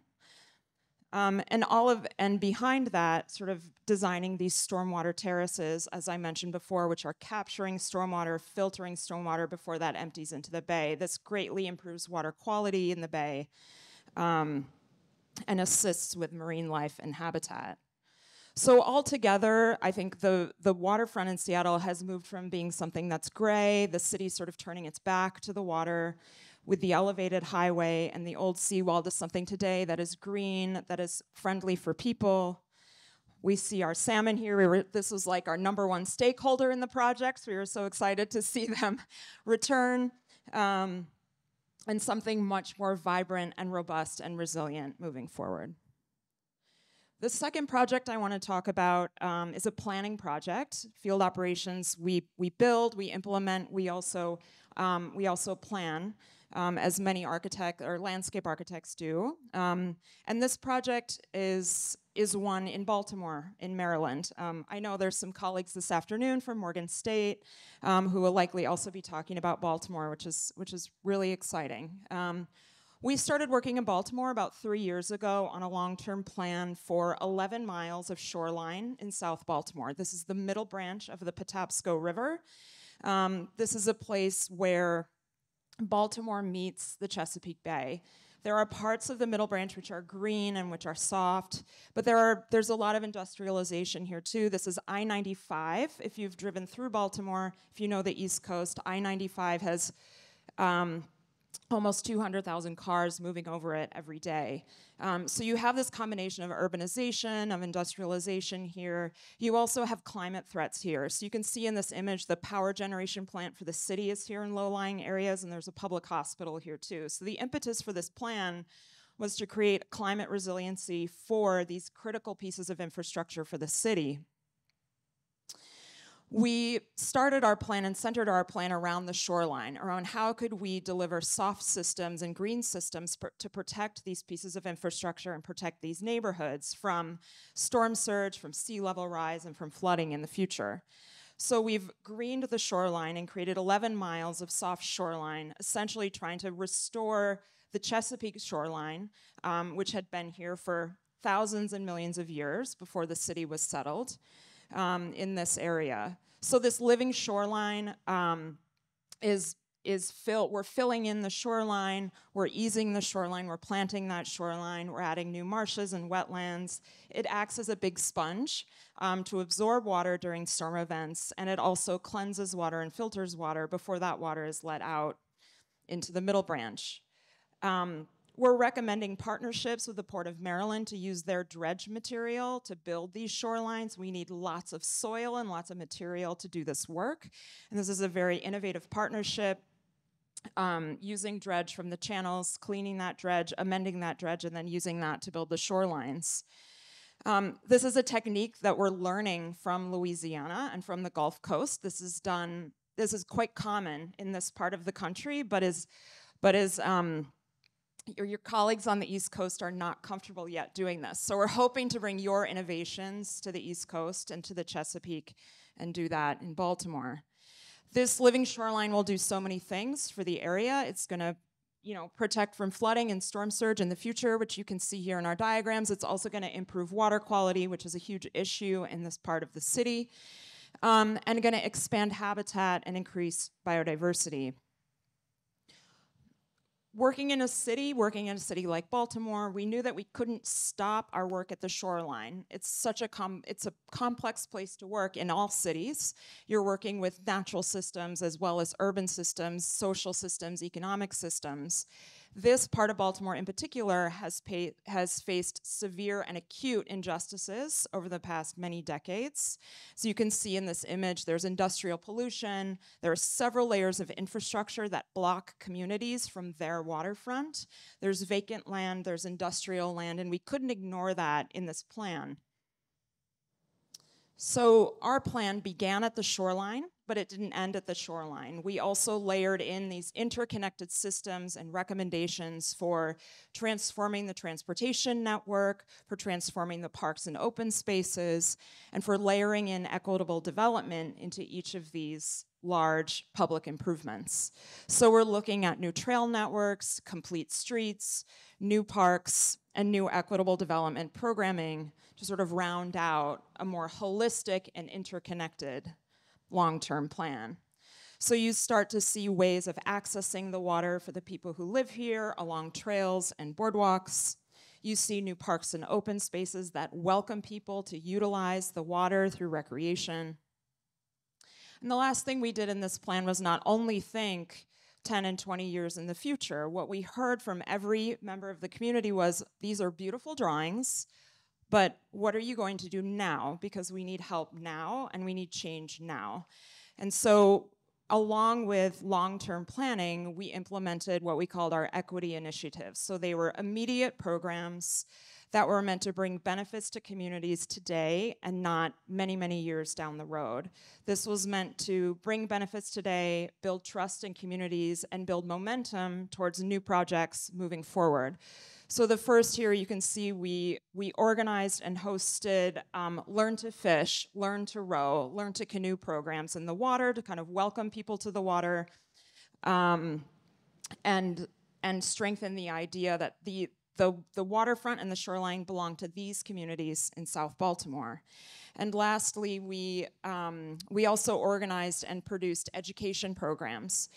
We did an after-school program for local high school students, and we ran a fellowship with Morgan State University where students came and worked on our project team. And so, in a sense, we're trying to nurture the future generations of designers and of planners. And we're trying to nurture the future generations of stewards of this waterfront in the city. The last project I want to share with you today, it takes a different tactic, was a different animal altogether, and we had a different approach.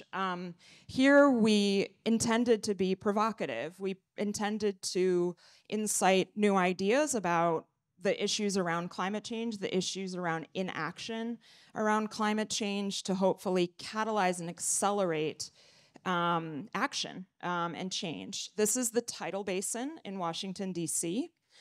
We were a part of an ideas lab, which was organized by the Trust for the National Mall and the National Trust for Historic Preservation. They brought 5 landscape architects together to think up ideas for what should be done at the tidal basin. Twice a day now, at high tide, the tidal basin pathways flood. This is one of the most significant cultural landscapes in our country.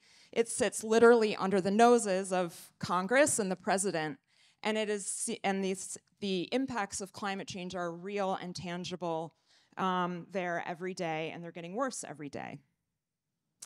So we decided to use this opportunity to just kind of create an argument to really lay out clearly and plainly why something needs to happen here, why we can't continue with business as usual for this site in the city of DC. So we started by looking just at the facts, the history and the geography of the place. We moved on to thinking about the fact that there's already issues here. There's already impacts of climate change. This isn't going to happen in 2050. This isn't going to happen in 2100. It's happening today. And then we wanted to think about the fact that it is inevitable that change and adaptation needs to happen. I think there's a sense in Washington that the city is precious and the city needs to be maintained and protected in its physical form now at all costs. And we were trying to propose the idea that no, change is inevitable. We need to accept that and work on that and move that forward today. So we went back to history. This is the first sketch that Thomas Jefferson did of the city of DC. The red lines, which you can see are the shorelines, are the riverfronts today. So you can see the city has been built out. The city has been constructed in areas where there were creeks and there were swamps and there were wetlands. Fast forward to the middle of the last century where the city is built out. You can see the tidal basin then in red. It's the sort of clover leaf shape along with the Washington Channel to the south and the Potomac River. These are all constructed landscapes, and they're all quite vulnerable landscapes. The orange line there is the original shoreline of Washington, D.C.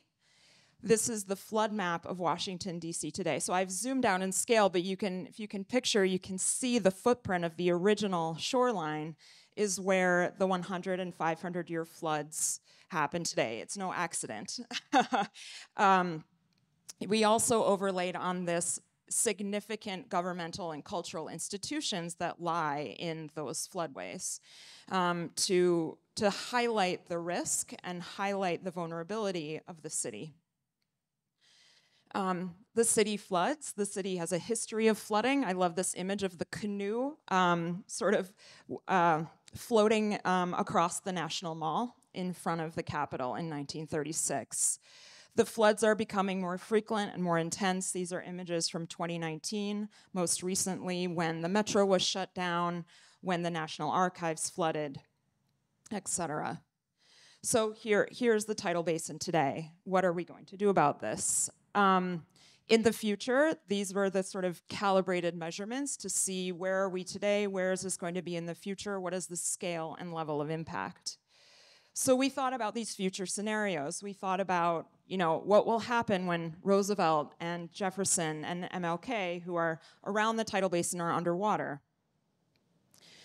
Our 3 future scenarios depict different futures. It's a choose your own adventure, so to speak, about how we might approach climate change and what those outcomes might be. The first scenario is about what we called curating entropy, the idea of what if we do nothing? What if inaction takes place? This is a gentle jab at how slow things move in Washington. It took 40 years to build the MLK Memorial. We don't have 40 years to do something here. So what happens if we let climate change happen, if we don't do anything here? Things will flood. Our monuments will be underwater, potentially covered in moss, a quite melancholic view of the future. We have inserted this boardwalk, sort of elevated as a ring, so that you could still view this place. But interestingly, these were the images that sparked everyone's imaginations, that were in the media at the time. We weren't necessarily expecting that, but it did capture people's imaginations, and I think be a bit provocative about what might take place here if no action is taken. The second scenario we thought about, knowing that DC is a completely constructed and designed place, what if we designed a sort of new ecologically minded landscape for DC, a series of islands, an archipelago in place of the tidal basin that accepts the water, that takes it in, and acknowledges that this is a different place today than it was in the past. It could be quite beautiful and quite picturesque and sort of harken back to the designs of the past, but while also looking forward. And then finally, the last scenario that we thought about was how to preserve this place, how to preserve this cultural treasure of ours, but do it in a way that protects the tidal basin, but maybe also protects the rest of the mall and critical places in DC. So back to our flood map. What might a levee look like? What would a new earthwork look like that is sculpted around the tidal basin that would not only protect the tidal basin, as I mentioned, but this larger territory of the center of the city? This levee could function as a park, could become a public space, and not only a kind of engineered landscape. It could be a place to take in views of both the river and the city. And I'm just going to end with a video we made, an animation of this place. There's a little bit of music. I don't know if that it's just background music if it comes up or not. But I think just to provide a vision for what this place could be and how we can think about preservation and protection not being mutually exclusive. Oh, let's see. Oh, we paused. Let's see if it comes up. But that these can work together, that we can honor the past while looking forward to the future here in Washington. Thank you.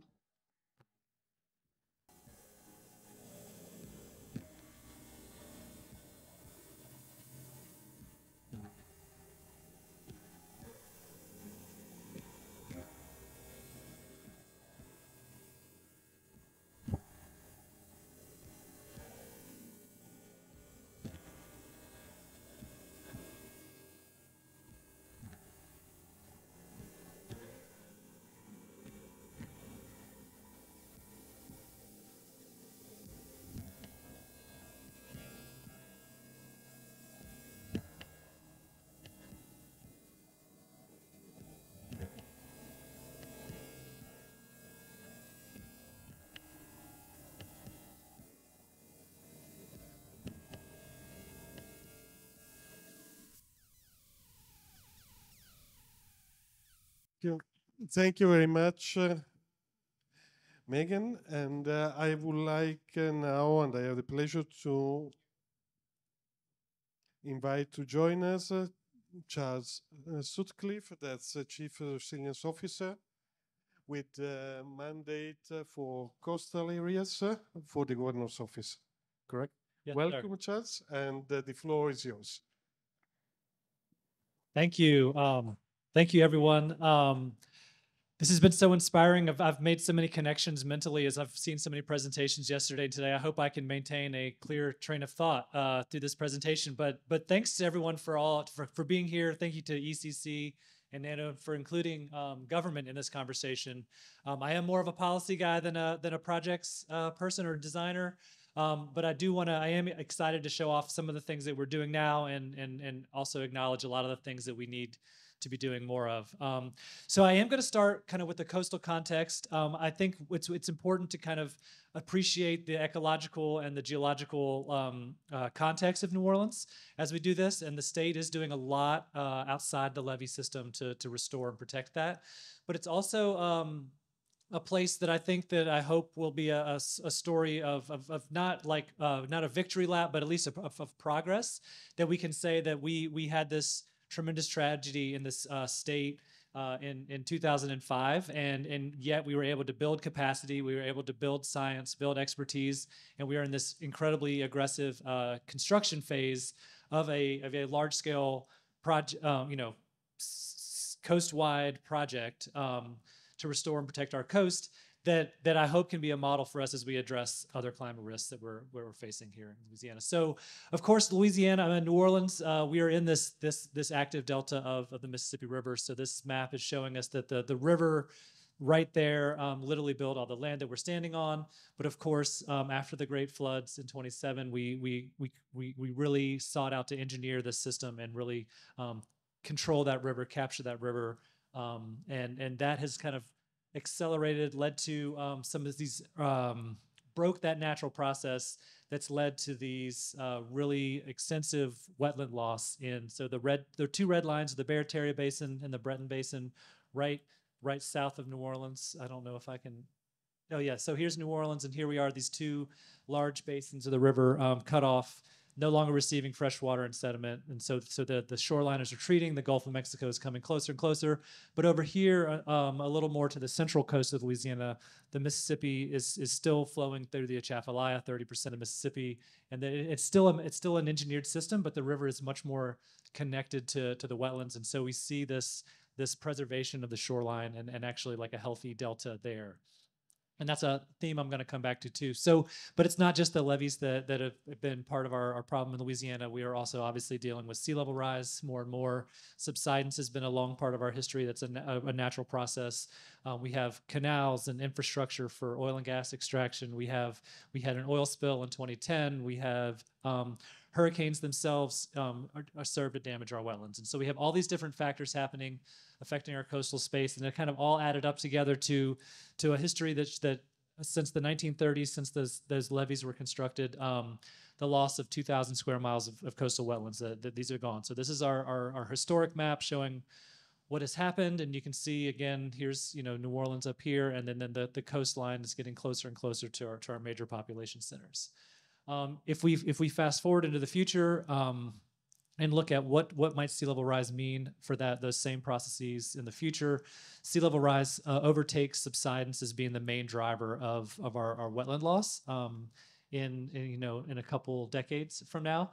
And so this map is showing us a high scenario sea level rise that we use at the state. This is close to the NOAA intermediate high scenario, about 2.5 feet by 2050, showing what could be. And if you think this is maybe not 50 years from now, maybe it's 70 years from now, maybe it's 80 years from now, but this is a potential future for Louisiana's coast. And so, of course, as the wetlands are lost, the storm surge gets closer and closer to our communities, and we start to see really extreme flood depths all around our coastal areas. I think part of the good news, so this is showing us again under the lower sea level rise scenario, the different flood depths in and around coastal Louisiana.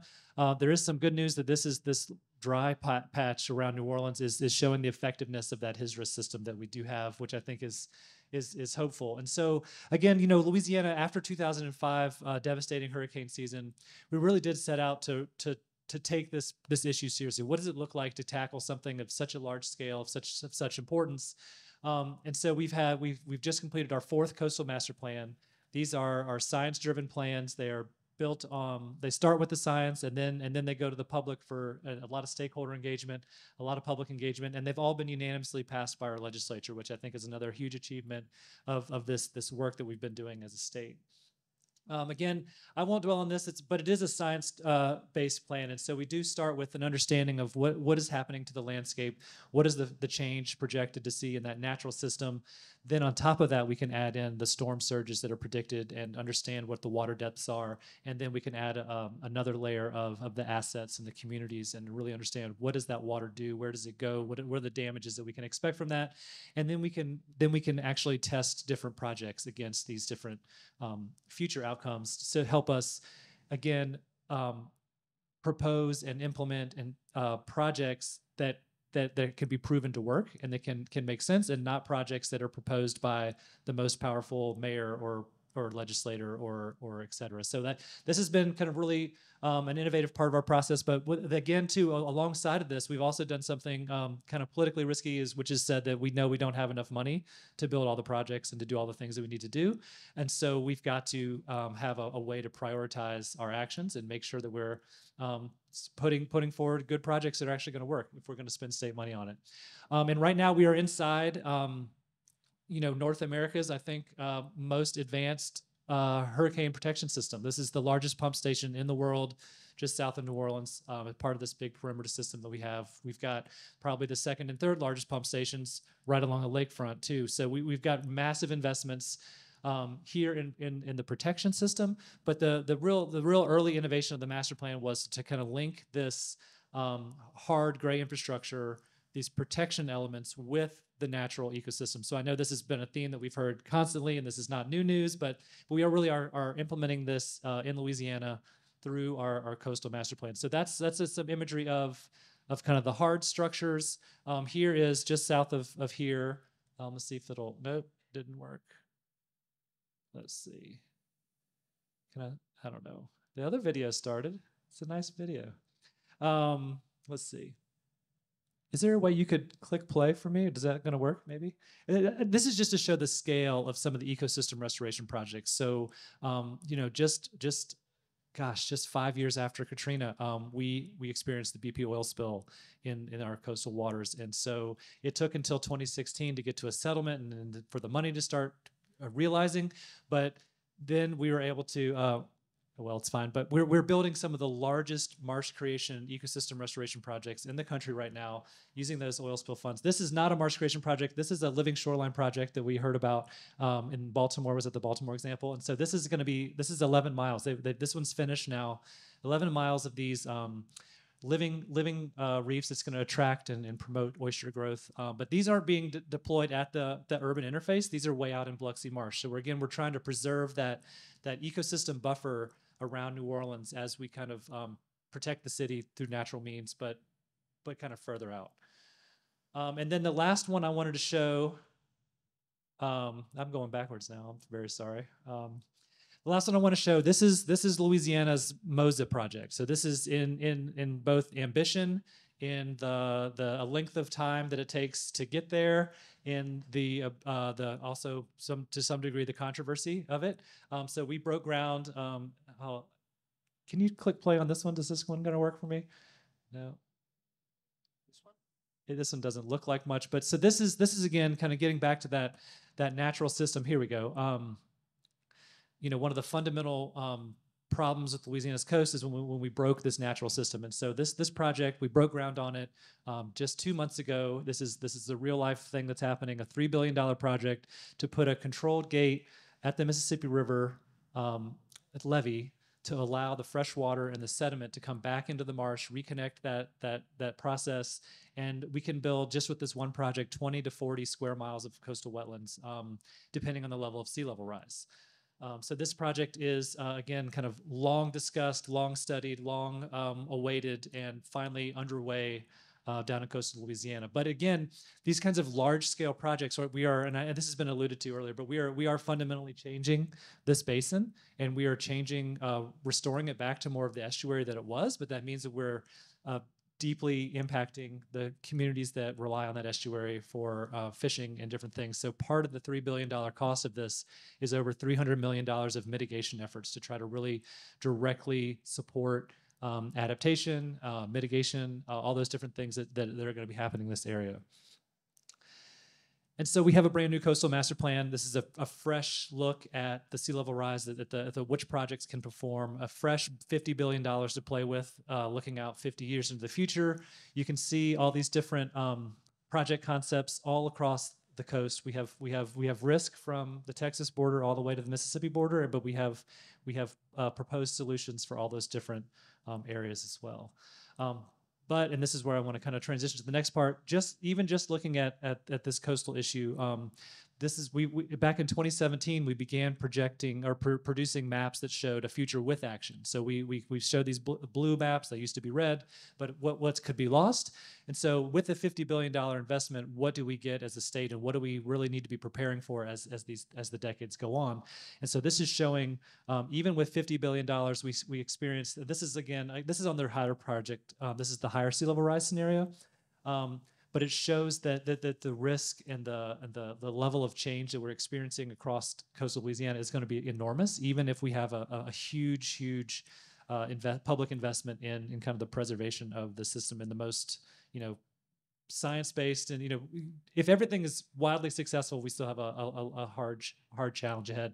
So we know we need to do more as a state. And so that's where I wanted to kind of talk a little bit more about some of the new things that we're doing, kind of what, this is the context that my role kind of emerged out of, this idea that adaptation is going to have to be accelerated and kind of broadened through more parts of government, more parts of more interactions. We did, as Michael Hecht mentioned earlier this morning, the governor's office has finally started addressing greenhouse gases that are kind of driving these sea level rises up and causing so many other impacts for us here in Louisiana. I'm not going to talk about that today, but we are also really trying to think about resilience in a new way. And I won't go over these much. Greg from New Orleans talked about these yesterday, but obviously storm surge and hurricanes isn't the only thing we face in New Orleans and in Louisiana generally. So we talked about this yesterday. Ida, the levees worked, but it was very much a wind storm. And so we saw tremendous impacts to the electric grid. We've seen the hottest summer, broke every record this summer, and you can't even talk about it with somebody without making a face. It was, it's always hot here. You expect it to be horrible in the summer, and who knew that 94 and 100 could feel that different, and it just feels that different. It's terrible. And so we had that this summer. This one, there's a tiny bit of good news yesterday, but still the salt water. So the point is, though, that we have all these different challenges. We need to figure out how do we kind of, again, mobilize and start to address multiple hazards across different geographies. And here's another just challenge, this master plan that we are very proud of. They have huge scale of investments. Each project is in the hundreds of millions or billions of dollars. Here are just some around New Orleans: $1.4 billion for marsh creation to preserve this landform. Here's a $1.4 billion ring levee system for the community of Lafitte just below us. $840 million land bridge. We are running out of BP money rapidly. So by 2031, we will stop getting new checks from BP, and all the good progress that we have been making on this system will be in jeopardy if we can't figure out a financial system that can support this level of investment that we've been so much benefiting from for the past 10 years. And so there was brand new, and governance was mentioned earlier, and so I want to just mention, so we do have some new governance, right? We need to be able to address CPRA's innovation that went right after Katrina, that we created a new government agency that has a board, it's multidisciplinary, it's multi-agency, but it really just hits two of these. It talks about bringing together the gray infrastructure, the levee system with the natural system.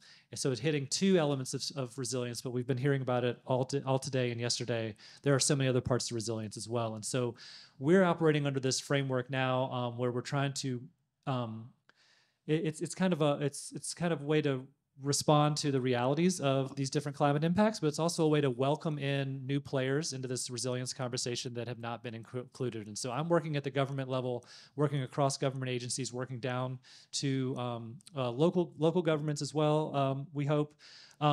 But I wanted to have a resilience framework that says, yes, you have a role to play in this. So yes, you need to come do it. And so our model is that by engaging across government, we want to turn every program into a resilience program and every budget into a resilience budget, so we don't have to create new things all the time for this. So we're trying to work agency by agency. They're all going to be doing vulnerabilities and have strategic adaptation plans, but we're also trying to look across government as a whole and try to understand what are the things that we need to do that might not just be in the infrastructure space to kind of improve our overall resilience.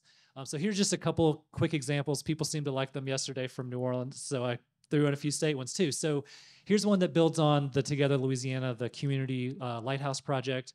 We are partnering with them, and we are trying to put it on steroids. We want to put $500 million of Department of Energy money into community resilience hubs all across the state. So we have some initial money planned to go to build some more of those pilots that Christian mentioned this morning. But then we want to really do extensive community energy planning. So actually sit down with communities, figure out where are the sites that you want to see protected. Where would you actually go when the power is out? We don't want to fortify the wrong place, or we want to include them in the process, and then the massive investments would come after that across the state. And so this map is showing how we've tried to overlay risk with community need and kind of some of the different social vulnerability elements that have been factored in through the CGIS tool that the White House has rolled out. Another one is that we're working on right now, and this one, I bring up this one is because I am so thankful for the help for the design community. So we have been given the opportunity to kind of revisit how the state allocates public dollars all the time. So it's about $3 billion this last go round. It's significant investments year in, year out. And they're using a sustainability checklist they kind of borrowed from ASHRAE 2004 or something fairly ancient. And from what we understand, it was a little too easy to pass, and you could just pass it at the end. And so we've been talking to architects and designers and people that use these kinds of things to say, how can we update this to really reflect real resilience? It doesn't make any sense whether you're a Republican or a Democrat or something in between to just be throwing money down the drain if you're not going to get a building that lasts the full lifespan. It's constantly closed or constantly being, more money is needed to repair it. So everybody's on board with this, and we're working to develop a kind of an updated version, but we're thinking about resilience again in that big framework. And so how can we add some things about, contracting, and how does it serve people? We're trying to be really expansive as we think about what we can do here, and we really are excited to see how this turns out. Another thing that we did, one of the issues, the thing with the coastal program that's so amazing is the scale that we're operating at right now. So we're able to spend $100 million, several $100 million projects at a time, and then a $3 billion project that I mentioned. A lot of this federal infrastructure money, in the U.S., we're awash with federal money, which is amazing. But a lot of the adaptation dollars don't really add up to these big mega projects that we're trying to do in Louisiana.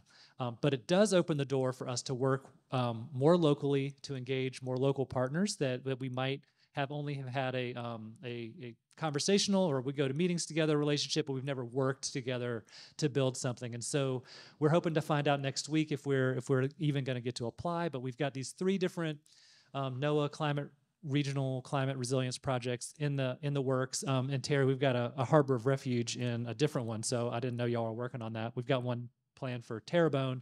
This is the one for the greater New Orleans area, and we're engaging. Again, we're looking at multiple types of risks. So we're trying to do more resilience hubs. We're trying to elevate homes. We're trying to fortify roofs. We're trying to invest more in the oyster shell recycling. If you eat an oyster in New Orleans, you don't have to throw it in the landfill. It can find its way back to the coast through a great program from CRCL. We're also working with WaterWise Gulf South. I saw that you did a charrette with them too. They're amazing. They're doing green infrastructure in the city, inside the levee system, and teaching neighbors and employing locals to kind of do that in real life. So we're able to kind of partner across parishes, community-based organizations to do different types of projects, all in one region under the name of resilience. And we're excited about this one. The other benefit of my office to be able to talk about, so this new law was just passed last session, and it really provides us the space to talk about these kind of longer term disasters that are coming our way without, because when the disaster is actually happening, it sucks up all the oxygen in the room. Everybody drops what they're doing. That's all you're focused on. We need a way to talk about some of these things that are slower moving outside of disaster time.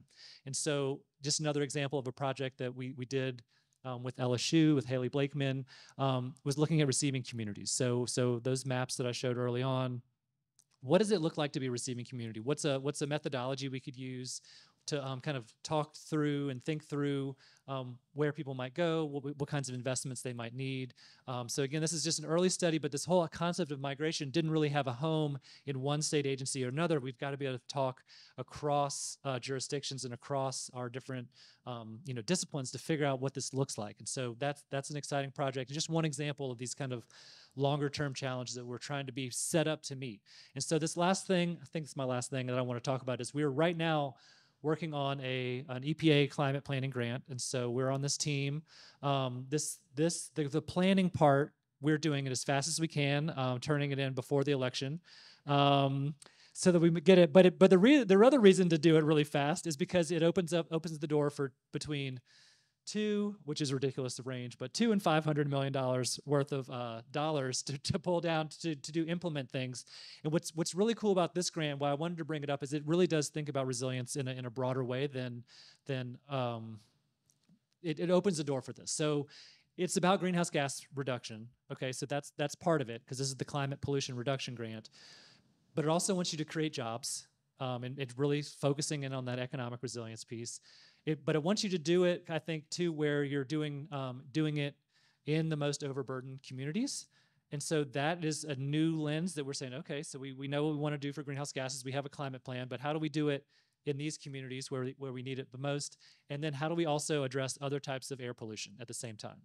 And this money is not really well suited for policy changes, for new laws, no matter what your political environment is. It just takes too long. And so we want to use this to build things that can address these problems in people. So one idea that I have, it's not in the plan yet or official yet, but just what would it look like to do climate-ready, future-ready schools, to go to every overburdened community in the industrial corridors, apply all the different cool ideas that you have in a template. And even if you can't do the entire outdoor air quality, how can you improve indoor air quality? How can you manage the water? How can you have the solar and the battery, and have clean school buses, and have a way to walk to school that's shady, and all the good things? Like, how do we just throw every design solution that you've all talked about at schools in low, overburdened communities? I think that would be really exciting. For $200 million, we could try to do as many schools as we could down there, if there was a way. So again, I just really appreciate this convening, the international nature of the conversation, the chance for government to kind of talk to designers and architects who are thinking about this in such great ways, and just say that we need your help. And I hope that we can talk more, and I also hope you bring your finance friends with you too, so we can figure out how do we build some of this stuff. And that's where I'll stop. So thank you very much for your time. Thank you very much, Charles, for the presentation. And now I would like to invite here on the stage our last speaker for this session. That's Martin Anzellini, the Director of Smart and Sustainable Cities of the ProBogotà region. And welcome, Martin, and the floor is yours. Thanks.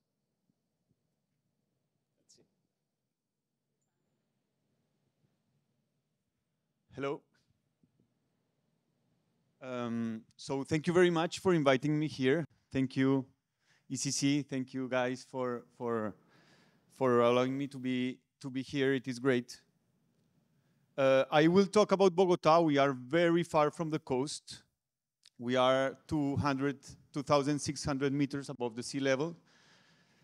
I will just bring Bogotá as a case of what my argument is for, just to bring to the conversation, is these mainly developing countries very fast growing cities is where I believe that we should look at now. And you will see why and maybe how. Bogotá is a very vibrant, big city. We are around a 9 or 10 million metropolitan area with beautiful architecture. Of course, you are very welcome, very cultural movements. We are in the middle of a plain in the Andes.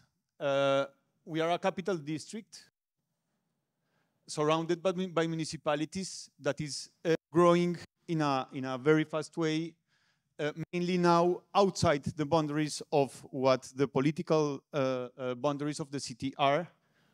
Is this river one of the most polluted rivers in the world, with challenges in terms of cleaning it, of urban growth, of course, and making it part of the landscape of everyday life. More or less 40% of the city have been developed informally, as every city in the developing world, with immense challenges in terms of quality, in terms of urban inequality, but also with very beautiful dynamics in these organic settlements, socially, economically, and so on. We have some examples. This is just one, the Kuzniecow, a project that I had the chance to somehow manage in one of the biggest slums in South America, around 2 times the size of New Orleans, that is bringing up and down the people as a public transportation system, and was the opportunity to bring people some public spaces, because as you can imagine, developing public facilities and public spaces in this informal settlement is very challenging. I invite you to Google this project because there are some interesting things happening up there. We are in the middle of this savanna, a beautiful savanna, this very bucolic, romantic landscape that is becoming a suburban area with big challenges in transportation, emissions, and occupation of lands that are very useful for cultivating and in general for agriculture. And how are we dealing with this? These water dams are being built along the Bogotá River, making the city and the region a little bit more resilient, but again, as you will see, with big challenges. This is the city of Bogotá in this clear, bright blue is the actual area of the city. And this white and dark blue are the 2 scenarios for the growth of the city in the following 15 years, more or less 2 times the size of New Orleans, 700,000 new inhabitants, coming from the rural areas, coming from Venezuela, or just natural growth of the population. We can do it in 2 ways. So the compact way, that is the one that we are advocating at ProBogotà, where I am an advisor now. I used to work there.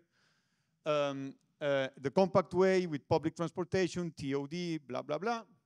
Or the sprawl in a more like suburban way that is, unfortunately, the way that will be probably growing the city of Bogotá. So we have these 2 situations, and again, I am bringing Bogotá just as an example. This is happening in 5 or 6 cities in Colombia, in more than 30 cities in South America, and of course, all around the world. This is dramatic, this is urgent, and we have to react to this.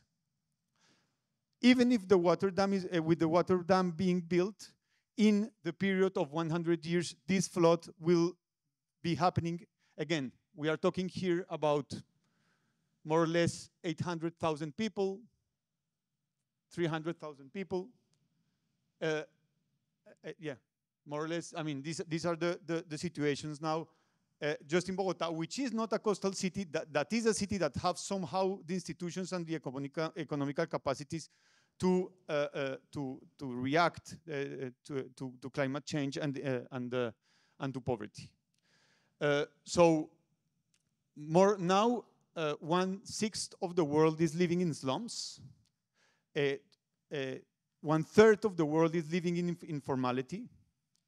By 2030, 3 billion people will need access to adequate housing.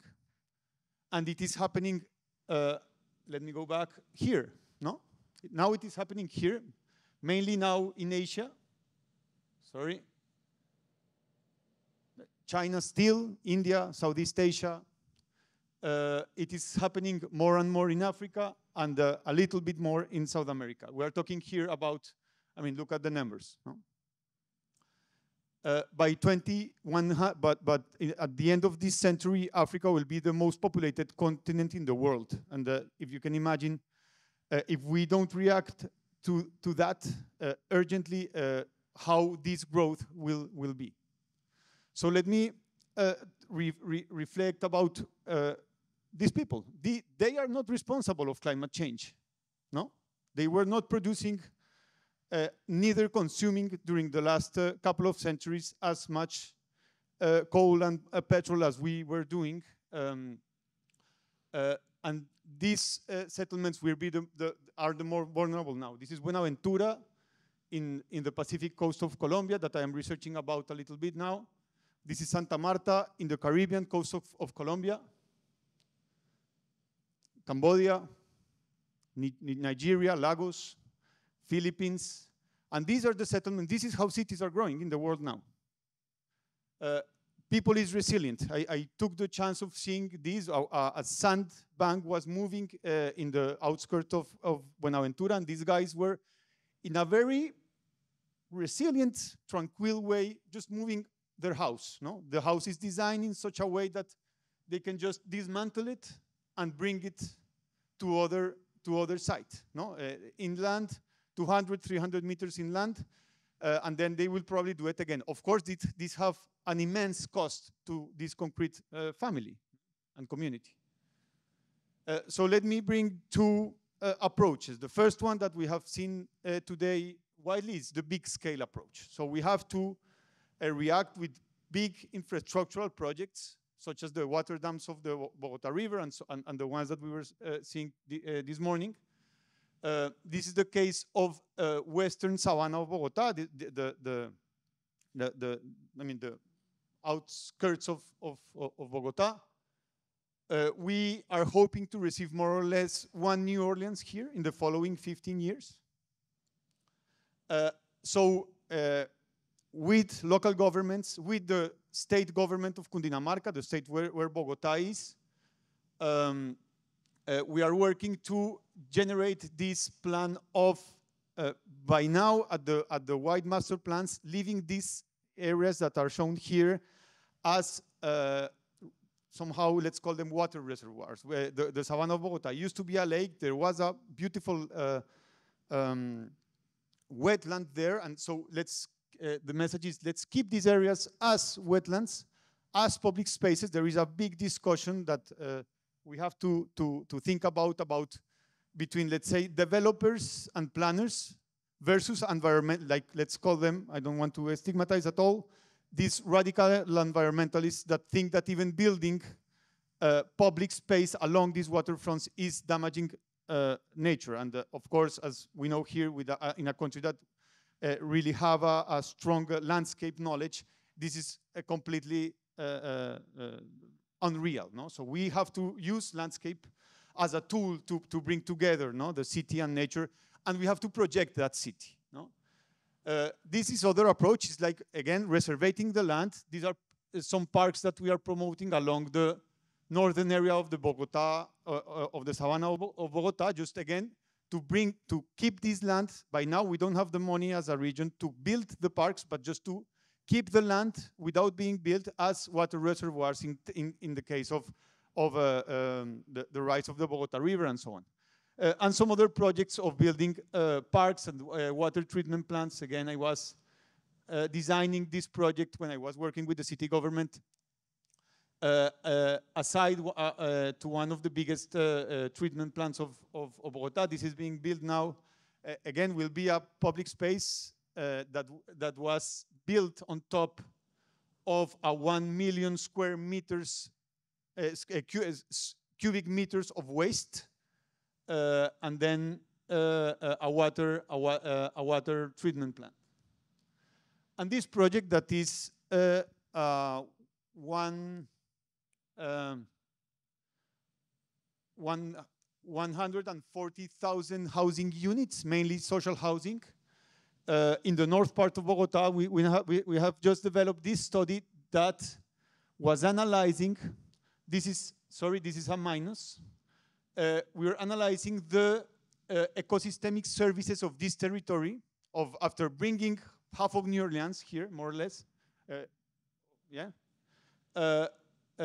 And what we have found is that the land was losing, this is again a minus, was losing its capacity to provide approvisionment. So food, wood, or materials just to provide to the city, but was winning in terms of connectivity, biological services, and this that it is very, very, very important is public access. No? We need to be able to get to these spaces to, of course, in a city that is lacking public space, to bring people close to nature.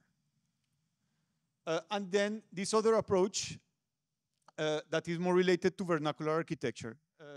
How can we react in a faster, small scale in countries that don't have the money, that don't have the institutions to do these huge, beautiful, necessary projects in terms of infrastructure?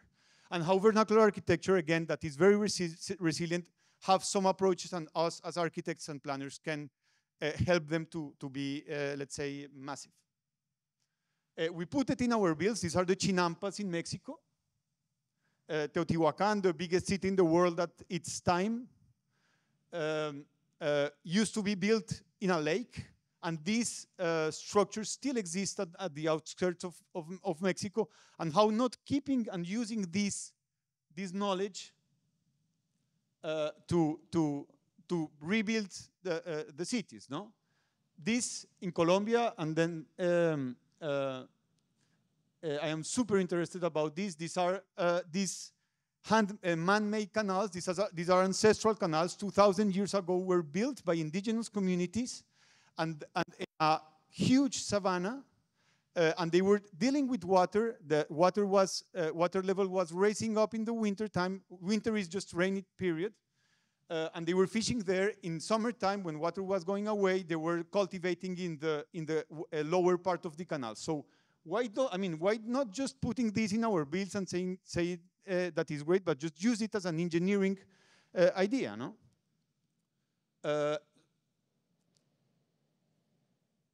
As an example, this is a big structure proposal that we developed for the Solar Decathlon in Latin America.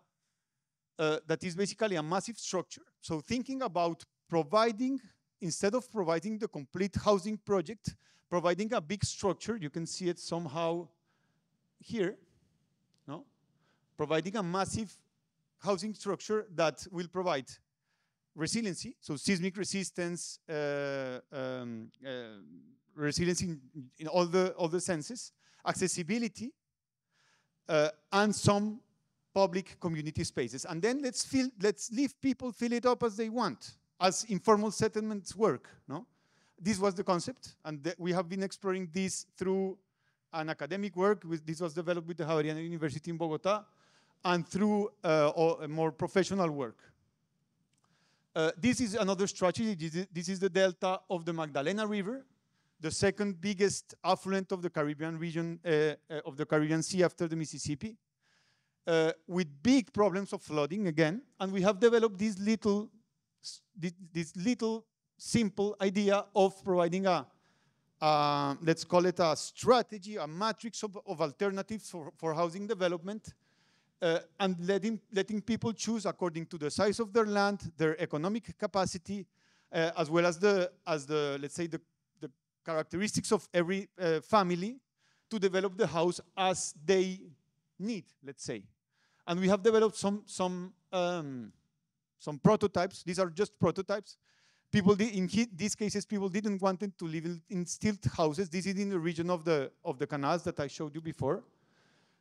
So we had to develop these platforms that they call aterrado to protect the houses for the increase of the sea level. What is beautiful about this project is that people themselves have been reproducing it. Of course, it is trying to bring vernacular techniques, so the palm roofs, the wooden walls, and so on, just as an alternative, cheap, economic, easy-to-use alternative. And this is just to finish an exercise that we are starting to develop with the Urban Think Tank and the University of Hawaii for a proposal, of course, very conceptual still, for the board that is thinking about the rebuilding of Lahaina in Maui in Hawaii, about how are we dealing. I mean, there is people living in Maui, there is people living in Lahaina. We just don't need to rebuild these historic buildings, but also to bring housing to people, resilient housing, that can be flooded. If this floods, people can go and live upstairs. If not, people can just live downstairs in these houses. This little platform is what, in an optimistic way, will be needed with a sea level rise, minimum sea level rise of 26 centimeters. With this, I am finishing the presentation. Thank you.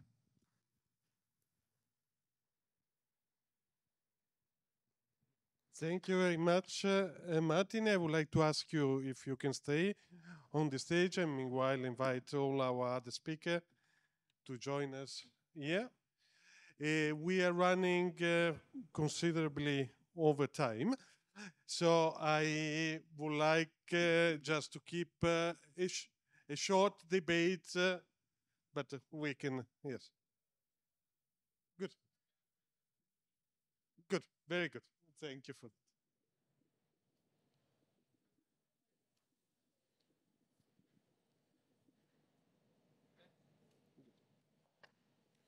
Please sit. Yes, I will stand.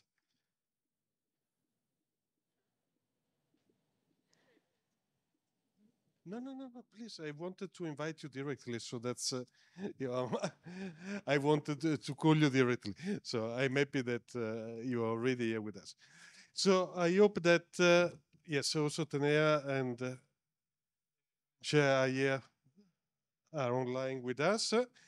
So it's been an extremely interesting set of presentation, been touching upon very different topic from culture to provocation from different perspective, more institutional, more architectural, engineering, community, and all that.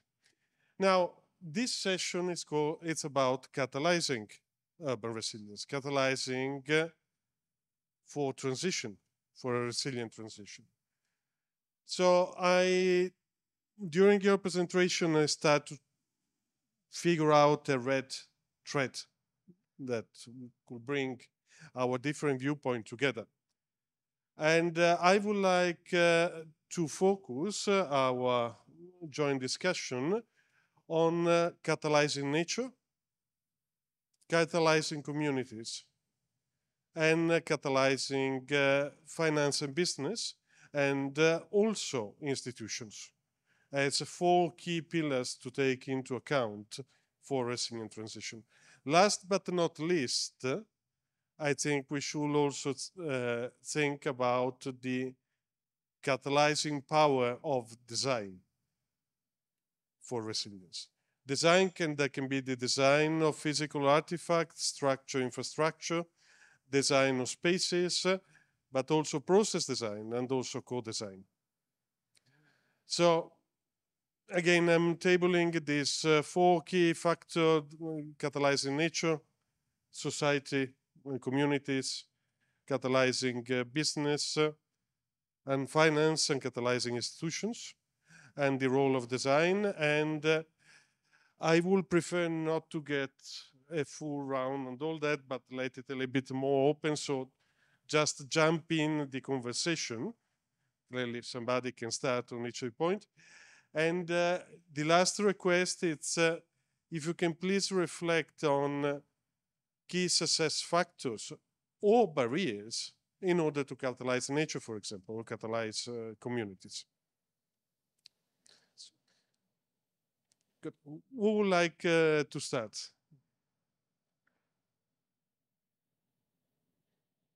I'll start us off just by talking a little bit about catalyzing communities. Building on kind of the local example I brought up in my talk, this group called Waterwise Gulf South, I really do think that they've really tapped into something real, to where the last time I was with them, it was different neighbors from different neighborhoods. They'd all come together. They'd learn from one another about what it took to do green infrastructure on their own property scale, at the neighborhood scale. They were extremely well-versed at, you know, the size of rock for this versus that, the kinds of technical discussions I imagine you all have all the time, but it's not something that ever reaches me. And to see so many just neighbor talking to neighbor and seeing the desire and the demand for these kinds of solutions grow and just catch on, and then philanthropy loves them. You know, we love them.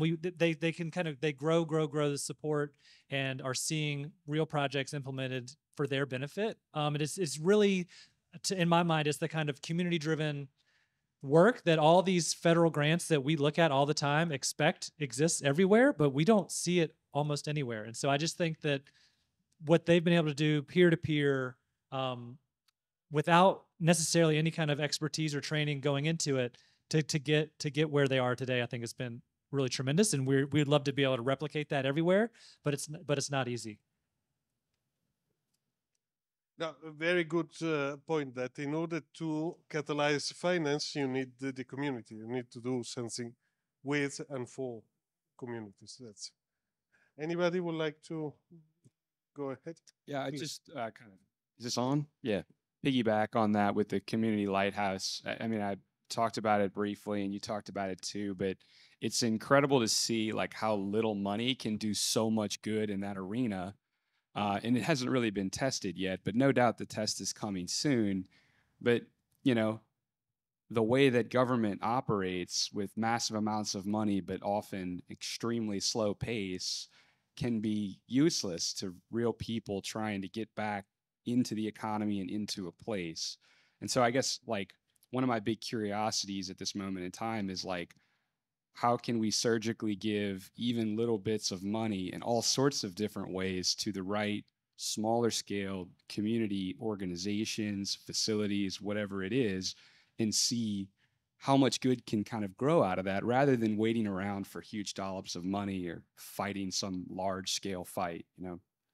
And just to follow that, I think the number that I heard from Get Lit, Stay Lit, which is the restaurant version of the community lighthouse, was as low as, I think it was 18 million. They thought if they had 18 million of deployment, they could get enough pay in from the savings from the utility bills to just to be sustaining. So they could, and that's nothing in the world of government, you know, kinds of things. But it is also a lot sometimes too. So, but the number can be very small. Yeah, I'll just piggyback. I think your curiosity is I wasn't able to talk about financing in the Baltimore project, but it's quite interesting. Our client for that project is the city of Baltimore, but also a quasi-governmental agency that's associated with the city and funded with casino impact grants. So there's a casino on the waterfront there.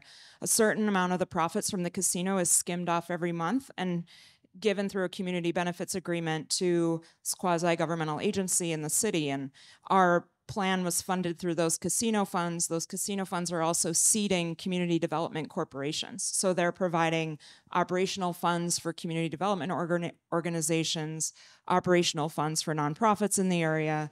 They're also they're employing grant writers, so that we went and reached out and got $50 million grant from FEMA in one of their larger sort of national programs. So it's interesting to see sort of levels of funding come about, and some of those, you know, everything from $50,000 a year to sustain one neighborhood community development corporation to a $50 million grant coming from sort of federal dollars, sort of all working together in this community to do to do different things. So, you know, I think it goes towards, it's a sort of bottom-up approach as well as a top-down approach there. And the micro and the macro, which I think, Charles, you talked about a lot today, just how do you fit together, you know, and I think Martin too, how do you work at the very mega scale as well as from the micro scale together? I think that happens in nature, in community, and in financing in a lot of these projects. I would like also to ask Taneha and Fransje if you would like to intervene at any point. Taneha, maybe you would like to go ahead. Well, thank you. And again, it's very unfortunate that we cannot be with you there in this round conversation. But I think maybe the point of catalyzing society and community, it's also an interesting point to reflect from our side. I mean, apart from the power of design in itself. So we see that, for instance, also coming from the Dutch context, but then I would like also to give the word to Fransje.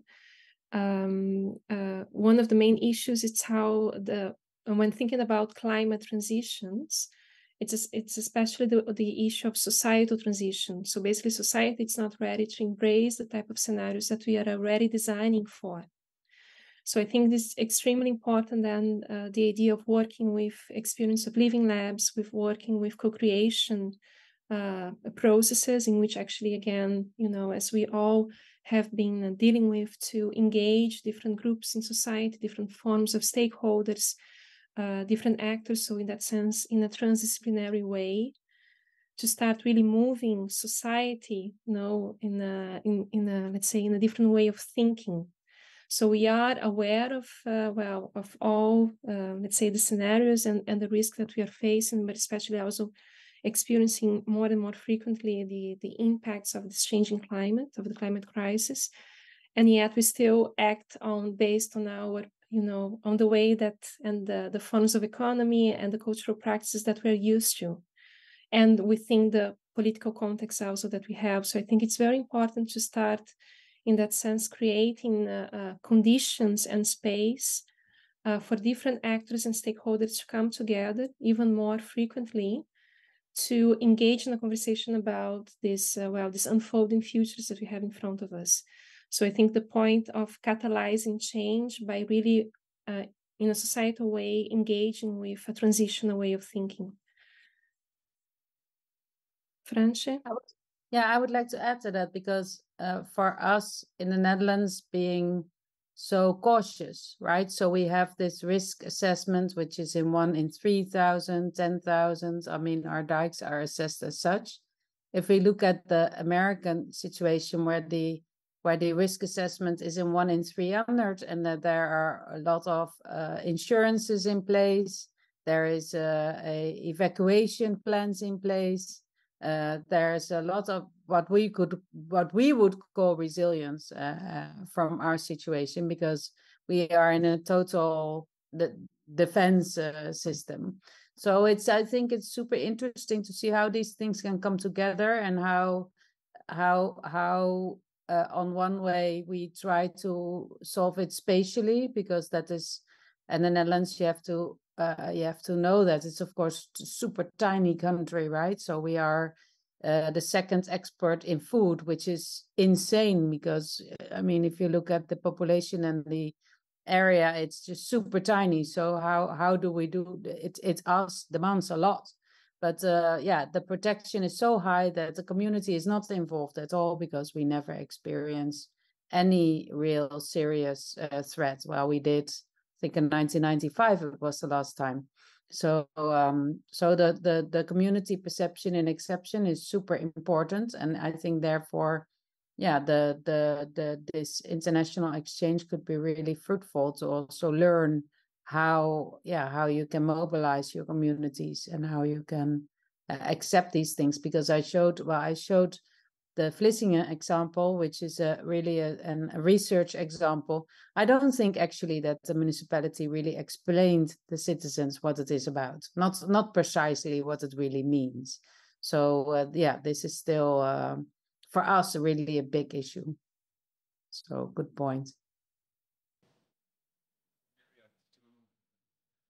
just briefly to react to the interventions is involving the community, of course, apart from generating appropriation, helping us technocrats, because we are all technocrats, we have to say it, to understand really the problem in the local scale, helps to these very long-term and big-scale projects thrive against political periods, no? Because we have to, in strong, let's say, democracies, institutionalized countries, one decision is taken, it is taken, and things go on. In other cases, it is not like that, and projects are very vulnerable. And once you make the projects a project not of the politician or not even the city, but the community, this helps to guarantee, let's say, changes of view from one major, one governor, one president to the other. And I think when we were talking about stakeholders, we have to think about developers as a very important stakeholder.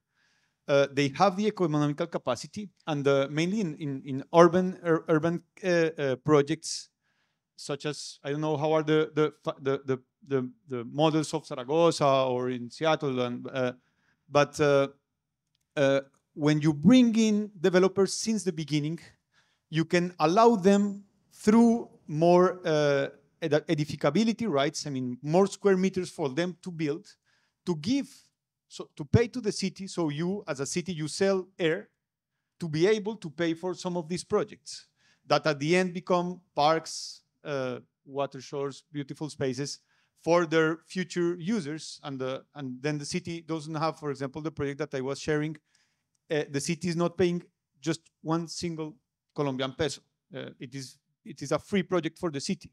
The city is just putting the rules for guaranteeing the project to be well done, because Bogotá city, even if it is a richer city than the country of Ecuador or Costa Rica, it is a poor city. So we need private investment to come in and I mean, take advantage of these mutual benefits of the developer and city.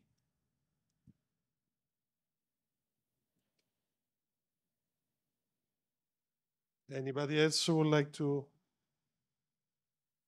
I just had one more thought. You mentioned the power of design too at the end, and I'm struck by when we were going through our month of 110 degree heat here, I was seeing stories in the New York Times and other places about other cities that had spent, you know, millions of dollars on cooling centers, but they're all empty because no one wants to go to them. And I feel like that's the place where you all, because like, how can we have, you know, if you're sitting in an empty gym in a folding chair, yeah, I wouldn't want to go there either.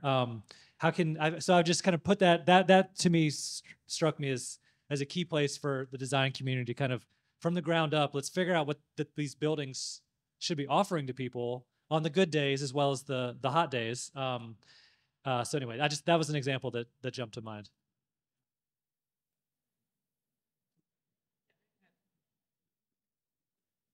Yeah, just to emphasize that the scientists have been telling us a lot about the expected futures and the sea level rise, and we see these maps and the disaster and disaster and disaster, and it's looking like, and I think there's this, I think maybe a shifting culture in terms of the culture of not expected futures, but desired futures, but in plural. So I think the point is that we are reacting to the moment and the urgency of solving, and maybe sometimes coming back because we haven't thought about alternatives enough time, so as to plan desired futures, like plural desired futures, to be discussed before moving forward. So I think we need this culture of the plan, or culture of the plans, and the culture of putting together agencies and people before moving forward. Otherwise, we're like trapped in same solutions, I guess. Some time ago, I was discussing this issue about future and how to think and design the future with some colleagues from Europe. We're discussing, in fact, that's much easier for humans to define dystopias, negative future, more than to devise positive utopian one, apparently. Do you have any experience when you're working on your project interfacing again with the local communities, interfacing with the high-level policy decision makers or with the private sector in discussing what the future should look like.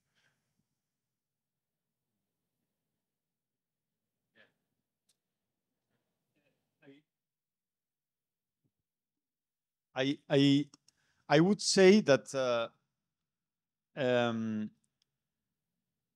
all these, I mean, the dystopia is unfortunately real. I mean, we have this condition. When I was looking at these presentations now, I was thinking that, okay, we are reacting.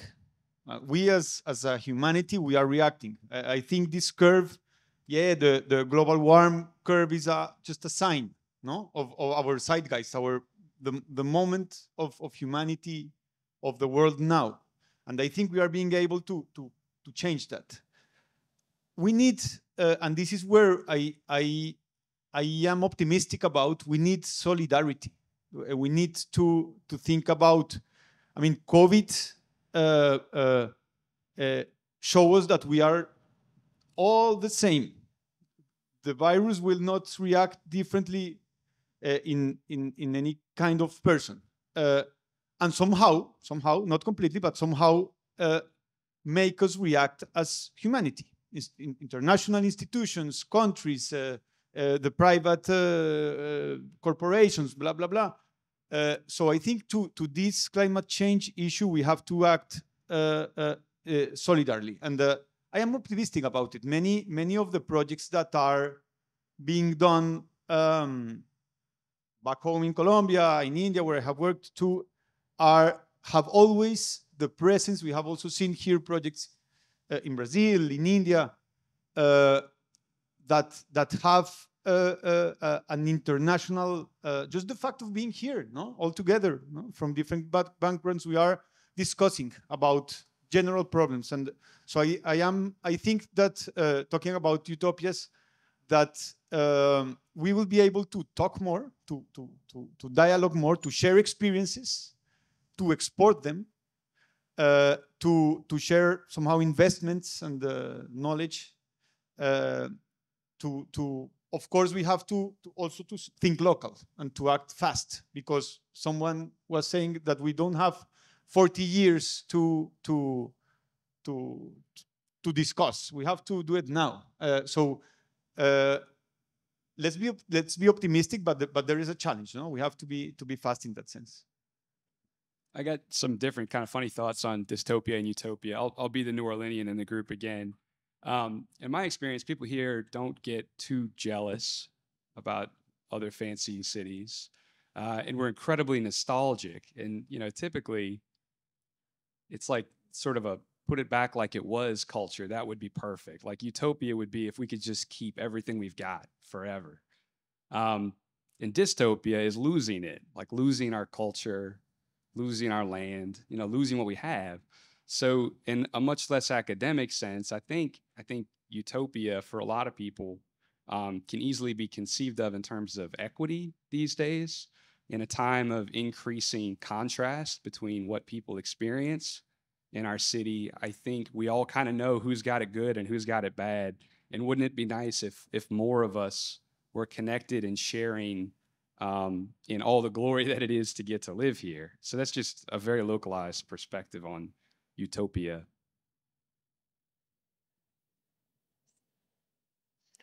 Taneha, please feel free to intervene at any point.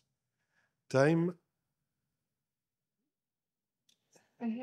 Sorry, I'm at home and there is a moment of a lot of noise in the background. I have small children, so maybe if you leave me 2 minutes, then the yes, of course.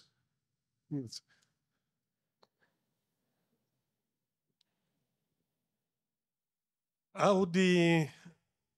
You've been speaking about the provocation, to use provocation, how this can pan up and be linked in order to imagine different futures. Sure. Being a practitioner, I'm hired by cities and developers to envision their futures, and people want positive futures. People want people, you know, in the simplest sense, people pay us to create the utopias of the future, right? So for us to be able to envision a dystopia, to envision what could be, what we're afraid of, was sort of liberating for us in that project at the tidal basin, because we were working as advocates rather than as, I say, a consultant on a project. And that's just part of capitalism and part of the system that we're working in. But so I think it was interesting for us to be able to think more provocatively about what could possibly happen and sort of utilize our skills that are usually harnessed towards the beautiful green picture of the future, and think about that as, well,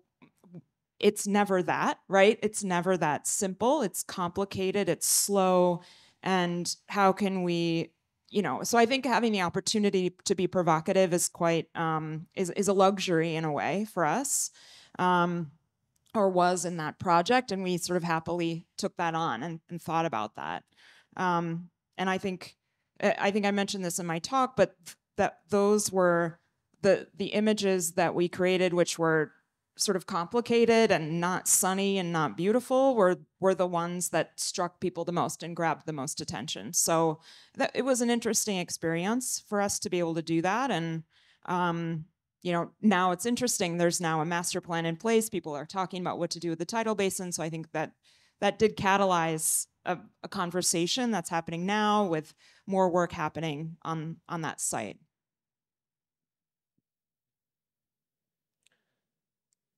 Charles, may I ask you, what do you need to bring to the table of the governor in order to have a buy-in on a decision to make states more resilient? Well, we have a very supportive government, which is very good. But I do think, it does make me want to come back to this dystopia question. And in Louisiana, we have really used it to mobilize across political aisles, across sectors. We've got a huge coalition to say that we do not want the blue map. We know we don't want that. I think it is much more messy to figure out what the futures are and who's in it, and who benefits and who loses in these future pictures, which is, I think, where we're trying to pivot towards. But I just do want to emphasize the utility of having a common negative future that everyone, rich and poor, can agree is unacceptable. And that's one of the few good, you know, not good, but you know, the risk in Louisiana is spread extremely. I mean, it is from. I showed the blue maps. They're horrible. It's still disproportionate within there. But I just think that has been something we've successfully used to our advantage to advance plans and policies and projects that would have otherwise been difficult to do. Yeah, I think one of the things you showed that seemed to me extremely interesting was the receiving city. So that the idea of the I-10 and the I-20 and these nodes in between Houston and Mobile that are potentially places of investment but not for moving people, but for investing in a place that might be looking like developing a culture or a lifestyle that adapts to the different landscapes that will emerge and move, and different salinities and all that. I don't know. I think that idea of two stepstones beyond is super interesting. Well, and I think too, I've heard the phrase, you know, we talk about buyout programs, and to get into this future idea, what's the buy-in? What are we offering to people? Why would you move somewhere? Why? It's all about story of loss. And how do you flip that to one of, and I think it's the same for that receiving community. You know, you might be in a state of decline or stagnation, and what, you know, if you can, again, there were a lot of things in that methodology that we looked at, and there's a part of it that is cultural. You have to be kind of welcoming to some of this, but from there, how do you look at the infrastructure and some of the systems and the capacities to kind of grow? Just only the idea of, instead of migration, receiving. It's a whole conceptual framework that is really appealing, because it's investing instead of, yeah.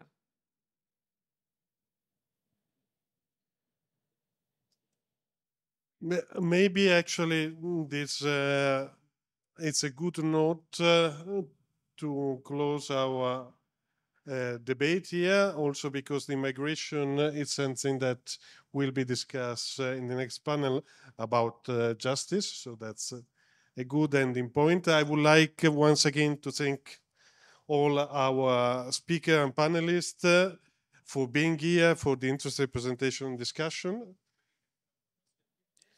Yes. And if you can let me know if there are also questions online. Can y'all hear me? First of all, thank everybody for coming. But there's two major elements that two major points I want to make, or to actually just interject or be a part of. One is the idea of the migration cities and that we're being proactive and starting to look forward into the future. And I don't think you can look in the future unless you look at dystopia. That is the only way that people move. And at this point, we cannot wait any longer for the government to move. We have to make this a worldwide, screaming at the top of your lungs problem. And I think that we will not be able to create the best for humanity if we do not look at what the worst of humanity has to offer. That's really crucial. So I appreciate that those comments. And then the other thing I want to point out is how great the scalar shift of all of your presentations were. If you weren't talking about projects, you're talking about these incredible governmental components that you're putting together. And you're talking about what does DC look like? And you're talking about how we can go from small scale to large scale. And we've been talking about this micro, macro scale and all of this 3 years ago. We put this presentation together and it almost warms my heart. I don't want to cry because that's weird, but I just want to say that I'm truly appreciative of so many people that have come together that have these great ideas and that we're all sharing them. I think that's the way, as Martine said, is we have to communicate and we have to educate. So I'll open up the floor. Does anyone have any questions?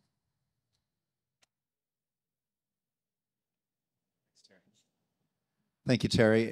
My name is Greg DeLon. I'm with the Deep Blue Institute, and I too, I'm not going to cry either, but super energized just that this conversation, this international conversation is going on here. One piece reflecting my own biases in research and work is that I haven't heard much about is the idea of floating cities, floating infrastructure. We have our Dutch colleagues that this is a completely normalized concept that's going on in that part of the world, and something that our organization is really focused on in terms of normalizing here in Louisiana. So in terms of future resilience and migrations towards new solutions and all that, I'm wondering if any of you have any comments on that being normalized as a global solution set, particularly for low-lying island communities as well as at-risk coastal communities, and that being really an economic development potential as well.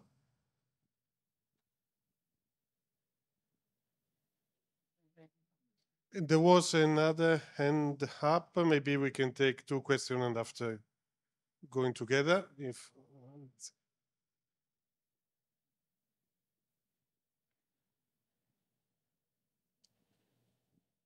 Hi, my name is Andrew Wright. I'm a designer with Scape Landscape Architecture based here in New Orleans. And I think something that the presentation has touched on, especially Charles, yours, is this idea of I think, the last year has demonstrated that we're living in an era of risk inflation or risk escalation, maybe, where it seems like the theoretical impacts of climate change are becoming much more tangible and real. And you talked about the Mid-Barataria sediment diversion and the 20 years it's taken to take that project from idea to reality. So my question is twofold. One, for the practitioners, what are the obstacles in your work that make those projects take 20 years from initial idea to implementation? And then for you, Charles, what are the things that the state can be doing to increase the pace of these projects coming online in a time of risk inflation and risk escalation? Thanks. Thanks. Anybody would like to start? Taneha, would you mind to address the thank you? No, especially to the point of floating, let's say, floating urbanism, and in general, let's say, the idea of amphibious, no? So the amphibious architecture and floating grounds. In the context of the Netherlands, and especially also linking to the point of dystopian that was discussed before, This is one of the scenarios that actually we are discussing recently. So in face of the scenarios in front of us, there are four design/engineering scenarios which are discussed on the national level. And as Fransje said before, we are a very small country. So when we think about, for instance, migration and to let go of places of occupation that we have now, it means that there is a big portion of the country that will migrate elsewhere. So on the national level, it's quite heavy, let's say, the impact of the scenarios that we have in front of us. And one of the scenarios, it's indeed to invest more on floating. So not only at, let's say, internal, at the polder landscape, and so flooding portions of our landscape. As you know, the land, it's the lower ground. So we are lowlands and the sea, it's the highest ground. So we have to stop pumping. We're not going to be able to keep on pumping water from the polder land up to the river and up to the sea. So then more, let's say, to accept more flooding of land, which means then forms of possible floating urbanism, but also in that sense, the expansion of the coastline in other forms of amphibious, let's say, occupation and the formation of a new, even there is a design for a complete new coastline at national level with let's say, a sequence of islands and floating scapes. So I think this is very interesting. It's extremely dystopian in a way, but at the same time, it's becoming a quite concrete reality to embrace in the future.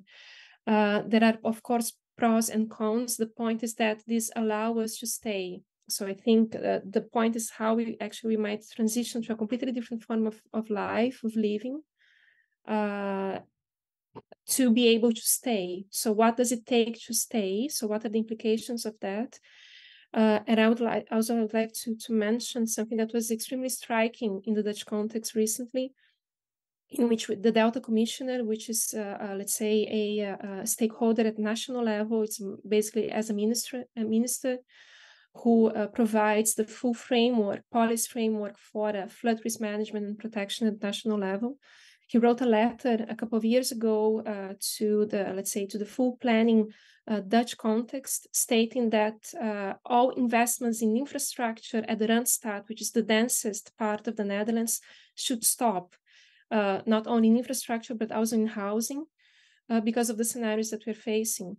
So again, it's quite, as was mentioned before, we have to face this reality with honesty, but also we have to be able to embrace the consequence of that in terms of land, of loss of land ownership, of loss of cultural value, of economic, especially of economic value, and the capacity to continue to invest on land and infrastructure as we are doing now.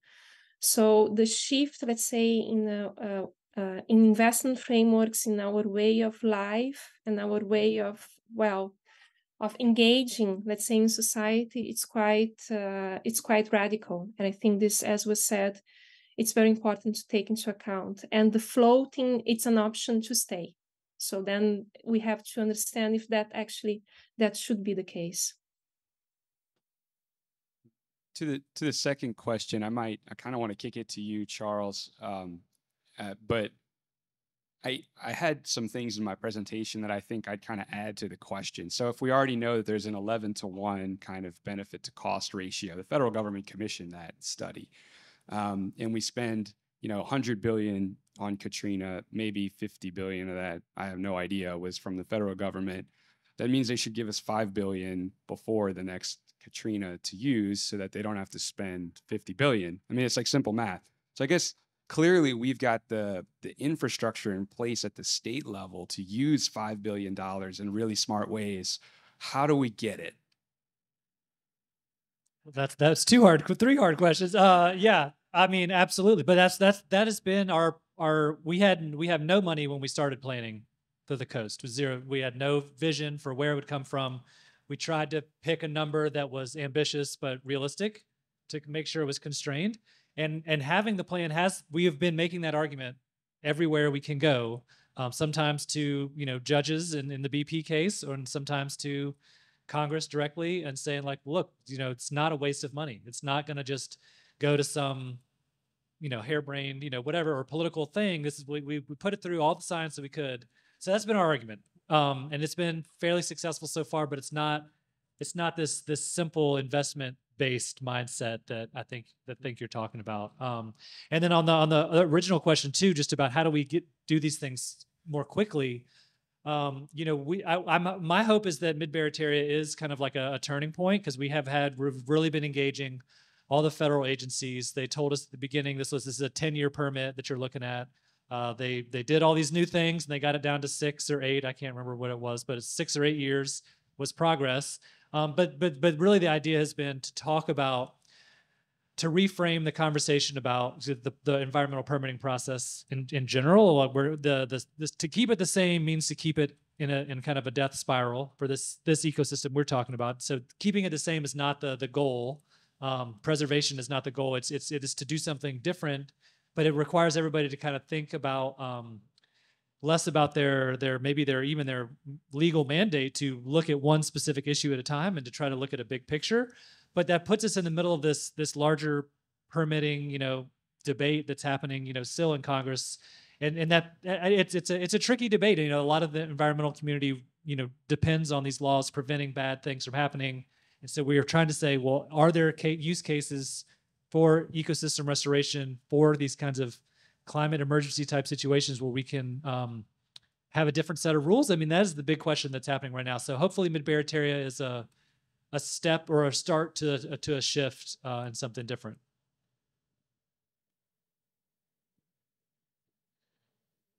Perfect. Thank you again very much to our panelists and speaker, and a little bit of round of applause before passing the word to Lucia for closing remarks. But I would like also to reiterate, I believe in behalf of everybody, also a big thank to European Cultural Center and Nano that are catalyzing us all together in these days to discuss this matter and try to find commonly solution for it. So thank you again very much to all of you, and I'll give the floor to Lucia. Okay, thank you very much, Nicola, for guiding this conversation. Thank you for being here, to all panelists, and to Taneha for staying with us so late. Thank you very much. We are gonna take a break now. There is some lunch here for all of you, and we're gonna see everybody back here in New Orleans and online in about 1 hour. Okay, thank you very much.